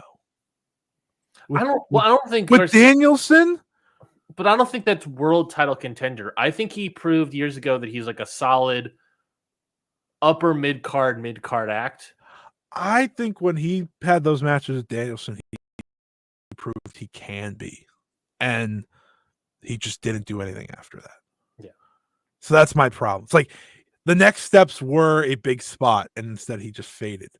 So now it's like we have to get back there. But he proved here with MJF he can have a big pay-per-view match again. So I think like he's a very weird case, but he's one that AEW needs to continue with because this is all follow-up. This is all follow-up. The advantage WWE has over them is they have so many young wrestlers that have bright futures. This company has a lot of good talent, but not many of them are excited. We watched Top Flight on the pre-show and we were like, what happened? What happened? Yeah. And we talk about Wheeler Yuta and Lee Moriarty. They are that is their disadvantage right now. And I think it's very clear. Obviously, WWE is gigantic too. It's fascinating how many top stars are willing to lose to the younger guys, yet it feels like there's still issues of elevating the younger guys. Yeah, I mean, I'm looking at the roster page, and it's like youth. I'm looking for the youth. Like Takeshita's your youth. He's only 28, 29, right? Osprey's still very young, so that's beneficial. But then you have the pillars who solid for the most part. Sammy Guevara is a lost cause. Yeah, I can't back that one up. But yeah, solid. I'll give you solid. It's after that, what else? I don't know. It's why Daniel Garcia is so important to keep. I mean, let's talk about that. So there was obviously a tweet from Ibu of Wrestle Purists. I hate that this came out immediately after the match. I really don't like this. I'm all for backstage stuff, but the fact that this was announced immediately after the match was very annoying. It makes you think where he got the info from. But he said that the original plan finished MJF versus Daniel Garcia was a clean victory for Daniel. AEW is under the impression that Garcia is staying, but because the deal has still not been signed, the decision was made to have MJF go over. That's also very confusing that they originally planned for Garcia to win, but because Garcia has still not signed, they changed it. When did they originally plan this match, and when did they change? You know what I mean? That's confusing to me. Did they plan Garcia to win months ago for this spot? I don't know. That's a little confusing to me. MJF is expected to go film a movie. So you have this match here where MJF is going to be taking the time off, selling that top rope pile driver more than the Tiger driver. And then Garcia potentially still seemingly unsigned still. So the tweet here from Ibu was weird to me. I don't like how it immediately came out, and the stuff about it is weird to me. But we're facing a time where it looks like both guys could be gone for either gone permanently or gone for a bit, or Garcia is moving forward and seeing what that looks like. I still think Garcia resigns, just because he came back to TV for a reason, and I think even in defeat he ended up looking good in the post. So, and it puts MJF off TV, which beneficial to me. If I'm Danny Garcia, and I'm smart about this, and I'm trained by a guy who studies wrestling business trends, right? Maybe if I'm Danny Garcia, maybe I'm waiting for the TV contract to be signed before I re-signed. That's smart. And then you get the announcement of how much more money this company is making. Very smart. that's just completely conjecture. But if I'm Danny Garcia, maybe I'm actually waiting for the TV contract. How much more money can I get? How much more money is this company making? Okay. I mean, WWE thinks he's. To be fair, WWE thinks he's resigning. So it's like AEW apparently is under the impression that he's signing as well. So I think to me, that reads that they have something verbally. I think them booking this match was the sign of that to begin with. Agreed. And the finish, even though, even if Danny was still supposed to win, it still protected him in a way. So we'll see, but I think the payoff is I always thought a second match made sense. So, because I didn't think they were just going to kill it off in one match unless he, of course, won clean. But I feel like there's a bigger grudge, and the point of this match just being singles is because we had other grudges on this show, Agreed. So I hope Danny resigns, and this was good. This was a good opener for this show. So I agree. I think it was a great show. Other than that, you had the 0 Hour. I'm just going to real quickly say the results. Acclaim defeat the Iron Savages. Dustin Rhodes, Hologram, and Sammy Guevara defeat the Premier Athletes. The Bang Bang Gang defeat the Dark Order. The Undisputed Kingdom defeats Top Flight and Shane Taylor Promotions. Other things that happened on the show was I think, an abysmal segment with Sky Blue and Mariah May promo off that I thought was horrendous. And just because she's from Chicago doesn't mean she needs to be on TV. Yeah. And then it was a setup on Aminata, which, like, don't get me wrong, Mariah May versus Aminata moves me greatly. You could have set it up without. Exactly. That's my point. It's like, I feel like we could have just skipped that part, but it's fine. And of course, that was I didn't watch it, so it's fine. Immediately after, I think, seeing AJ and Big Justice on my screen, some New Jersey. Boom! It was right there. It was right there. It's a 5 out of 5 on the boom meter. Boom, boom, boom. I hate watching them, yet every time they pop up on my screen, I watch them. They hate it all over my Instagram feed or the Explore page for the past 2 weeks. And it's the same thing where it's like, who are these guys? And I watch it, I'm like, this sucks. Why do I keep watching it? This sucks. I'm going to keep watching it, but this sucks. Yeah. They have a song that's painful. Here comes the boom for you or something like that. I can't believe, I watched one of the videos, like, they have a song?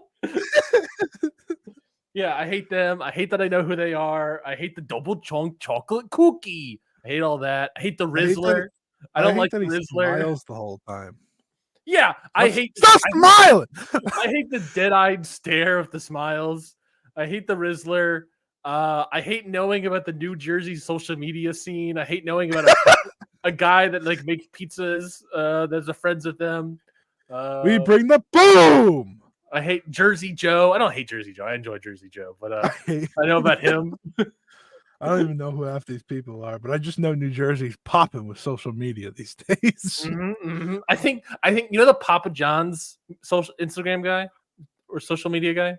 Yeah, the pizza guy. They're actually twins, I think.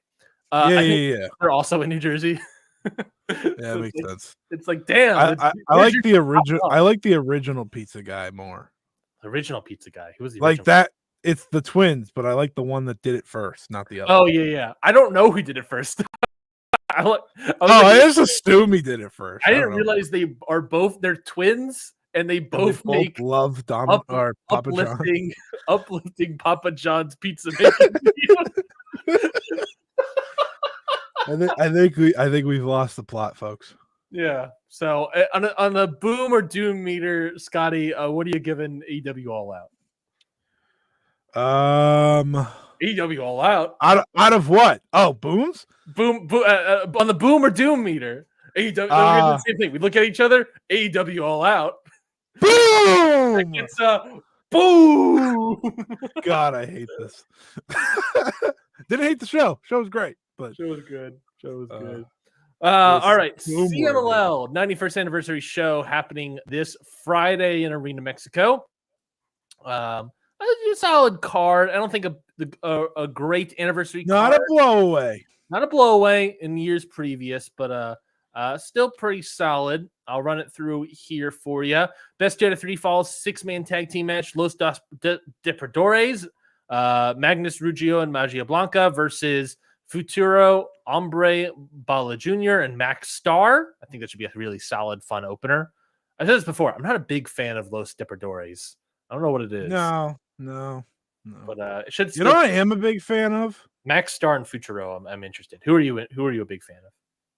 Like everything else on this card. So move forward. Yeah. CMLL. That was so honest. CMLL World Women's Title match: Willow Nightingale versus Zeuxis.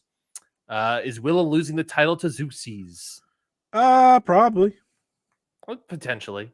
We'll see. Why not? Why not? I mean, is there argument to keeping the title on Willow? Yeah. She's cool. She's good. She gets over American wrestler, women's wrestler right now. So yeah. I think she's. The problem is, like, I think the long-term goal for CMLL is to get the belt. I know the belts don't matter, shout out Gran Guerrero. But like, I think the goal is to get it on La Catalina, right? Like, that's their kind of new face of the division, but they need a heel to do that. So I'm sure this is the way to do that. Yeah, and I think Zeuxis, I guess, could be that. I mean, she was teaming with Stephanie Vaquer, so I think she's heel. I don't know. I really don't know. Best Year 3 Falls 6-man tag team match: Orange Cassidy, Rocky Romero, and Satoshi Kojima versus Atlantis Jr., Ultimo Guerrero, and Volador Jr. So it's CMLL versus all their partners, that being, of course, AEW and MLW, with Rocky Romero being the forbidden door in between. This match is gonna rule. Like, plain and simple. It's gonna be awesome. Mm-hmm. Like that. This is a very CMLL special match. Like, you look at it, you're like, kind of weird, and then you like think of what CMLL is so good at, and it's like, oh no, this is probably gonna be awesome. Mm-hmm. Like, it's just gonna be great. Guerrero, that moves me greatly. Atlantis Jr., of course, getting booed at Arena Mexico because the fans don't like him anymore. Yeah, it's weird. He gets cheered sometimes. Well, I mean, they'll be cheered here because they're going against foreigners. Yeah, I think it's something about how like the hardcore CMLL fans don't like Atlantis Jr. anymore because he gets pushed too much. I think is what I've heard. Which is hilarious, by the way, because there's other people that get pushed, I think, way more, but that's fine. A couple. Maybe if he brought the boom. I'm so sorry. Maybe he went to Costco. The Copa Independence final match: Teton versus Mascara Dorada. I mean, this should rule. Is there any reason this shouldn't rule? It's gonna be the match tonight. It's gonna be incredible. Like, I said to you this week, because I was catching up on CML because this was coming up, and I have to watch the Cybernetico from last week, which I heard was great. I'm skipping the Cybernetico. I'm not gonna watch it. I heard it was great. Like, I heard it was great. I don't have the time. I'm not gonna watch it. I just delete, like, I've deleted a lot of matches lately, but for CMLL, I'm like, okay, let me get back into the swing of things. And then this week they had Templari and Soberano or something, so I'll watch that. Anyways, my point here is that I was watching Dorada, and I said, hey, remember like Dorada at the beginning of the year? Like, he had the Visa stuff happen, and I was like, I need him to get that again, because I feel like him just being able to do more dates is so beneficial for him. But the dude's freaking awesome. Like, he is my favorite non-Mystico luchador for obvious reasons. They're the complete opposite though, right? Dorada does the most, right? He just goes out there. He tries to do all these new things. Sometimes they fail, sometimes they don't, but I like the beauty of that because he's very young. Mystico just does the same thing, and it's awesome. But him and Teton, who I think Teton has an argument as the best overall wrestler in the company. Fuck yeah, man. Sign me up. Can't wait. I can't wait. It's going to be awesome. Yeah, I think this match will rule. Like, this is just great. This is just a great classic lucha match that I'm fully expecting and fully here for. Speaking about classic, I guess you could say, lucha, Mystico versus Chris Jericho in a special singles match here.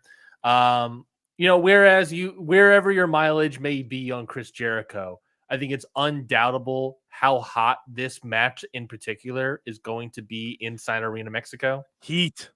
We love heat. And this is going to have all the heat. Mm-hmm. The Chris Jericho is going to come out like a god in Arena Mexico, I think, next to the other god of Arena Mexico, Mystico. So I don't know necessarily if this match will be great, but I think the crowd itself, I think the crowd's probably going to be showing up the entire show. Do we know if this is sold out yet? Yeah, it is. Perfect.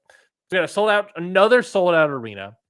Mystico not in the main event though, but special singles match, arguably a main event spot for Mystico, and certainly drawing with Jericho. So I'm excited for it. I think the crowd is going to be undeniable for this match, and the crowd's going to elevate the entire card really, like they've done in previous sellout shows.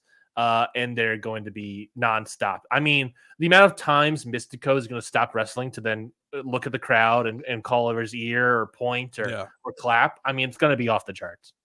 I was watching the Grand Prix this week, and like there was one point where the Mexico team was like doing the sway thing, like get out to Claudio, and Mystico, who's getting beat up on the map, also did it.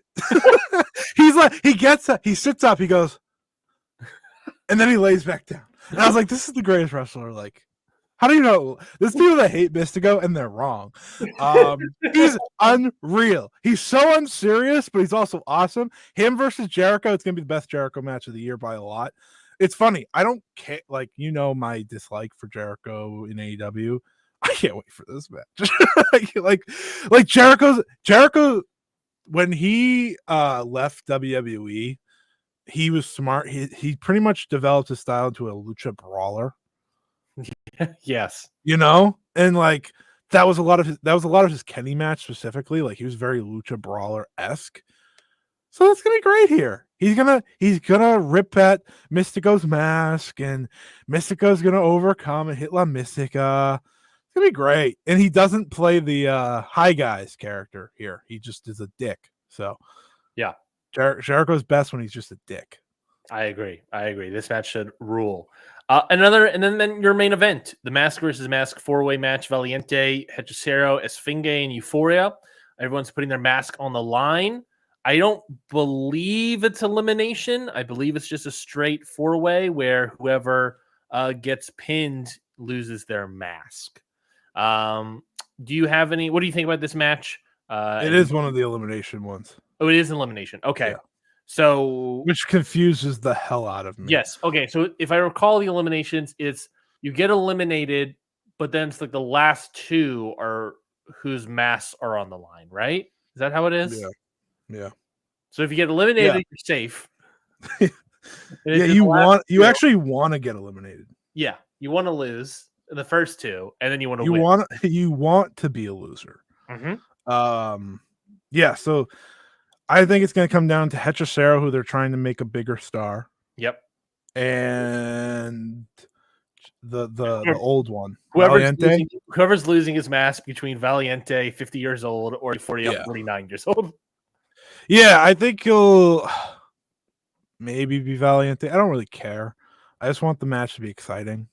I really actually liked the build up and the feud for this match. Yeah, I think it was weird when they announced it, but they, because it didn't really feel like a hot main event. But I think they've done a good job to make it very interesting and very violent and brutal. In any of their singles matches or tags or any sort of their, when they've seen each other in other spots.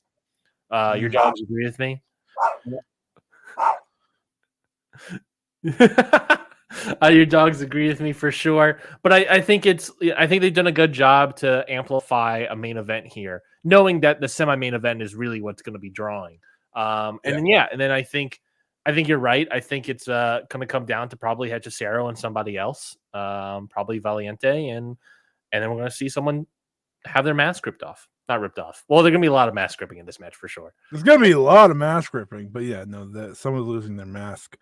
It's going to be an emotional end. I don't think it's like the big mask match that you necessarily get excited for because it's not one of the big stars. We said the same thing about like Templario and Dragon Rojo last year, and this feels really good. But this also feels less of like a great, thing. Yeah, for sure. Absolutely. But I think the mask aspect just brings the best out of everyone. So it's going to over deliver, I think. Because the expectations aren't very high. That helps. But also Dragon Rojo Jr. just has disappeared from the earth. I don't know where that guy went. Still on the roster, apparently. I'm not a big fan of his, so like I don't care, but worth bringing up. How deep this roster is. The Dragon Rojo, the main eventers of last year's anniversary show, nowhere to be found on this card. It's pretty awesome. It's a classic kind of with CMLLs. Like they're so talented, yet like a lot of guys just miss this show. Yeah. They added a Soberano match, right? Oh, did they? Yeah, they added it last night. Okay. Let me see if by announcement. Lucha Blog has it.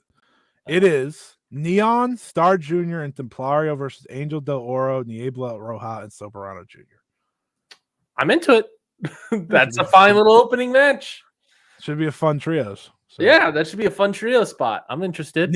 Neon's going to do something silly.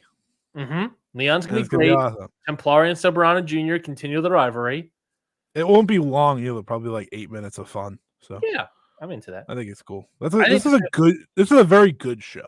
Yes, I think a top down great show. I think essentially.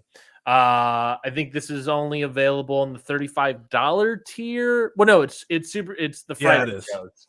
So it's definitely $35 tier. It's the big one. Yeah. Fan Leyenda, I believe is what it's called. Yes, definitely on the $35 tier. Some of us, me, has accidentally paid for it for months. It's been great. I've been loving it. Yeah.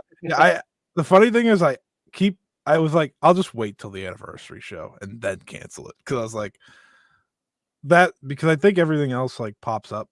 But like I was like, I just want to be able to see this live. So it's fine. And also CML is just really good. So it's fine. Like if I want to watch good wrestling, this is like the Collision conversation we had last week. I rather watch a CMLL Friday night show than a Collision at this stage, just because like the atmosphere. Yeah. But I think it's a good purchase, and sometimes like the Arena Coliseo shows are good. Or they'll have matches on there that are like, oh, this is a good, bonus match sort of thing. Exactly. They'll have like a Hechicero Zack Sabre Jr. singles match. You're like, ooh, okay, I'll watch this one. So it's they have other stuff on the other shows that are very good at the very least. But yeah, I'm very excited for the anniversary show. I've been doing the Mascara Madness on Patreon, talking a lot about mask versus mask matches, and I totally agree with your sentiment that they always sort of add something. I just did an episode about Viano 5 about sort of his life and career, and we talked a little bit about his mask versus mask match against Blue Panther, and then also how he lost his mask versus Ultimo Guerrero. I don't expect we'll get a Blue Panther Viano 5-esque mask loss here. I don't think Hechicero's losing the mask here. But I'm very much intrigued to see how this show goes and see how the main event of the mask versus mask match, which always the thing I've also noticed a lot with like the mask versus mask matches is that it sort of kind of levels the playing field for the crowd involvement. There's still everyone playing heels and baby faces and whatnot, or Rudos and Technicos, but everyone is sort of intrigued to see someone lose a mask. So it weirdly like evens the playing field to a higher degree in a lot of ways. Yeah. If you understand I think the one thing with those mask matches is like taking someone's mask is a very big deal. So that's the idea of why you want to stay in the match. You put your mask on the line, but you are revealing someone's identity. It is like having a match against Superman or Batman and being like, and the loser of Superman versus Batman reveals their secret identity to their world. Yeah, collecting masks is a big deal. So that's why Penta has like 7 or something. Penta doesn't have 7, but he has a lot. Yeah. And it's like, it's the beauty of the match itself. Would I have preferred one-on-one? Yes, but should be good. What the hell was that noise? I accidentally pressed a button. Anyways, the only other show we have to preview here is Stardom's Namba Grand Fight in the Edion Arena. So we'll see how this show does. They have fully announced the full card this morning. Main event being the World of Stardom Championship match, Tam Nakano versus Maika. That was already been previously announced.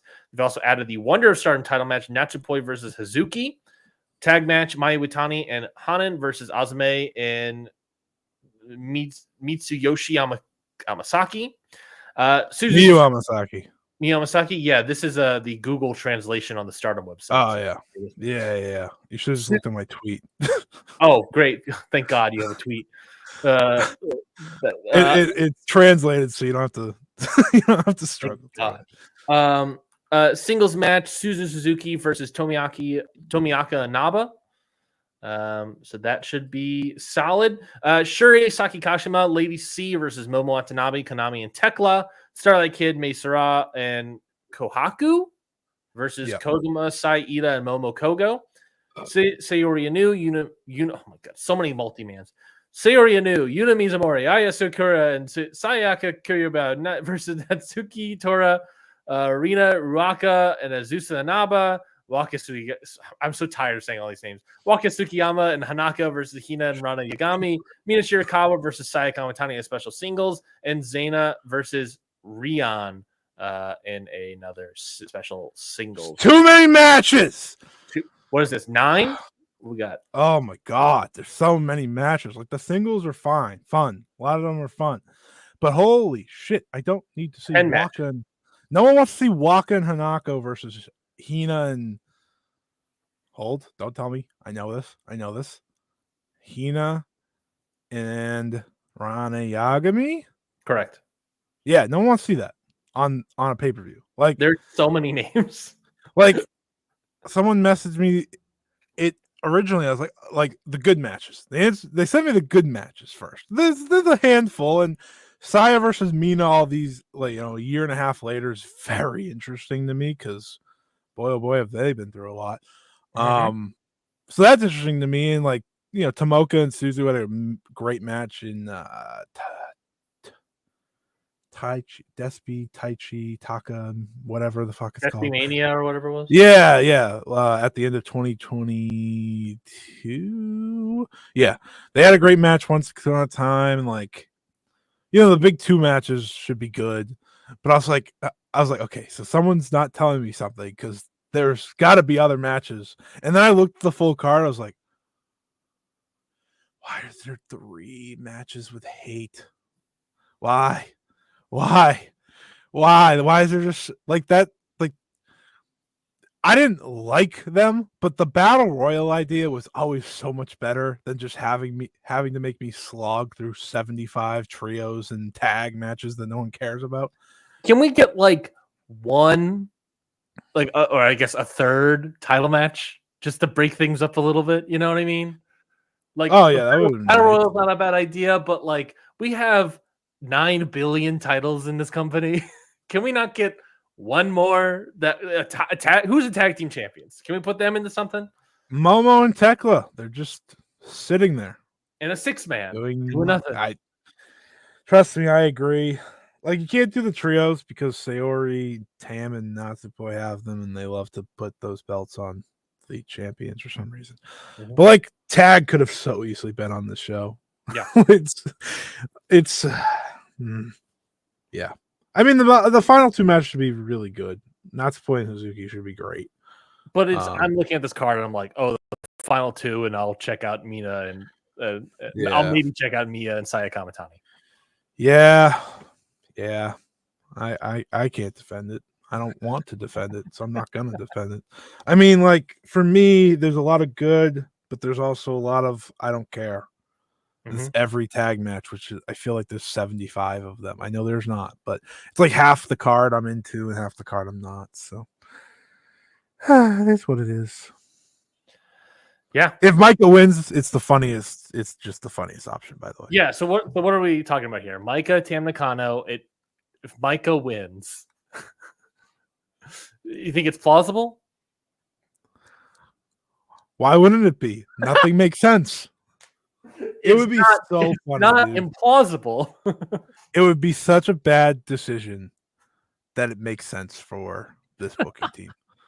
I don't think she wins, and I think just doing this match 2 weeks after the 5-star is stupid. But like we've already done stupid. Why don't we just continue doing stupid? And then what do you think about Natsupoi Hazuki? I mean, I would love Hazuki to have a title. Death taxes. Hazuki loses the first defense. It's just the way the life goes, unfortunately. I know. But it should be really good because Hazuki's gonna make me believe, and then they're gonna rip my heart out. That's how it'll be, So it's fine. It's fine. Would love Hazuki to finally win, but it's not gonna happen. So it's fine. It would be really funny though. It would be another 0 defense title reign. So that'd be awesome. That is true. I guess that's it. I guess that's it for us. Unless we want to talk about Jake Lee signing with New Japan. I think that's pretty much it for us. How about no? Yeah. All right. Well, that is it for us here on Ring Post Radio. But before we go, Scotty, any plugs and what is your match of the week? Plug. Follow me at Scotty Wrestling on Twitter. Do I do anything this week? Yeah, follow me YouTube. You can check out youtube.com/@Scott E Wrestling. I'll have my next Dreamstar review uploaded on Tuesday, so something to look forward to there. And my match of the week is Saori and Mayu Iwatani versus Chiro Hashimoto and Veni from Saorism Chapter 5. And we had a lot of conversations about Willow and Chris Stat being the potential, arguably, women's match of the year. Do you think the match that you just described on the Sarai Proto show is potentially women's match of the year? Yes. Yeah, it's incredible. It's Joshi at its best. It's very, people are gonna get mad at me for this. It's very exciting to see Mayu out of Stardom. It's very exciting. It just I don't think you gotta wait that long. Seeing her and Hashimoto and Benny was new, it was cool. And I think she very much enjoyed it too. So yeah, it was tremendous. It's an all-timer Joshi tag type thing. So it was really great. And I've talked about it a lot, but the beauty of that match is like that really can only happen at that show right now. So right now, who knows in a few months, when someone retires from the 5-star Grand Prix, questions start to pop up. But for now, I'll just enjoy the tag match. Yes, I'm. That's exactly what I said when I was leaving my last job. Is I am retiring from this job. I don't have anything else lined up. I'm just retiring from this job in particular. Do you get a pension? No. No. So I'm excited about that. I'm excited to see where Mayu is definitely going next. But I'm excited to see that, and then you get, because that could lead to Mayu versus Suri and some sort of special, nice little title match down the line. Maybe we'll see. And this they already did the point. Mayu already pointed at the belt, and I saw her do that. I was like, that was definitely on purpose. It's nice to officially know that we now know she has one foot out the door. Yeah. It's nice to get confirmation that this is what's happening. This was the first time she said something to that effect. Everything, I always said it to everyone. I was like, well, she stayed with Stardom. She did this. I was like, this is called a contract. And I think they know it by now. I think you're straight. Yeah. I think that's why they had Micah go over her, right? Micah's kind of their new ace, which is a choice, but it's a choice they've made. Have her win, and then eventually someone's gonna beat her for the IWGP. When the movie was out, she was really pushed. Like she had all these big matches. She hasn't had any she hasn't had many big matches since then. So besides the 5-star, which she was in a block of young people, so she had to win most of her matches, but you could see the times changing, which is very exciting. But yeah, the wind's blowing a different direction in the Joshi scene. It sure is. I mean, you just saw that card. My match of the week is the main event of Dynamite. I really liked Kyle Riley or Orange Cassidy Will Ospreay versus Wheeler Yuta. Nothing from 1951 this week. No, I've been catching up on TNA, so nothing from TNA has exceeded what I've seen. I'm shocked, stunned. Why are you catching up on? You know what? Whatever. I said catching up on TNA, it's like, oh yeah, I'm trying to get caught up. You won't watch the Cybernetico, but you'll watch TNA. I do judge 2002's TNA to be. Exact. Oh, okay, that's better. Yeah, when I say catch up on TNA, I don't mean I'm getting all prepped and ready for Victory Road. It's no. I'm watching. You used to do that, so yeah, that is true. To be fair, it's no. I'm watching TNA from October 2002, my friend. I'm watching Ace Steel in a singles match. I'm watching what are the other guys' names? Chris Harris and James Storm defend their titles. Can I ask why? I want to watch the wrestling. I listen to the You Gotta Be Kidding Me podcast, which is all about TNA, a history retrospective, and I want to watch the matches before I would hear the reviews. Gotcha. Okay. Which is why I'm also watching old Ring of Honor, because I'm listening to Through the Years. So that's part of the reason why I'm watching. Okay. At least there's a reason for it. You're not just psychotic. Well. On Patreon, I'm doing the Mascara Madness, which we've been doing for a little bit now. I just put out an episode about, like I said earlier, about Viano 5 and him losing his mask against Ultimo Guerrero. I'll have another match out, or another podcast episode out this week, probably 2. I'm working on the one right now. We'll get a little bit of history of mini Estrellas, mini wrestling in Mexico. So we'll get a history sort of lesson about that as we talk about a match from 2022. And then we'll probably have one more mask versus mask match that'll come out before the Anniversario show. And then that'll be it for the season of Mascara Madness. So if you want to listen to everything, basically what you can just do, sign up for a 7-day free trial, if you like, on Patreon. You can sign up for a 7-day free trial. You'll be able to get you can listen to every single episode of Mascara Madness. The last 2 will come out this week, or this week. So you'll be able to listen to those along with everything else, plus everything else on our Patreon, like the ballot, like our Ring Post Radio quarterlies. So if you want to get all of that, patreon.com/countoutpod. $5 tier is where you get to listen to everything. And the $3 tier is where you get to listen to some older content along with first episodes of the series that we have always coming out. All right. I think that is it for this week's episode of Ring Post Radio. I got nothing else to talk about here, Scotty. I got it all. I got everything else, I think, out of my system earlier this week. So without anything further more to say, we will talk to you all next time on Ring Post Radio next week. And we will see you all later. Goodbye, everybody.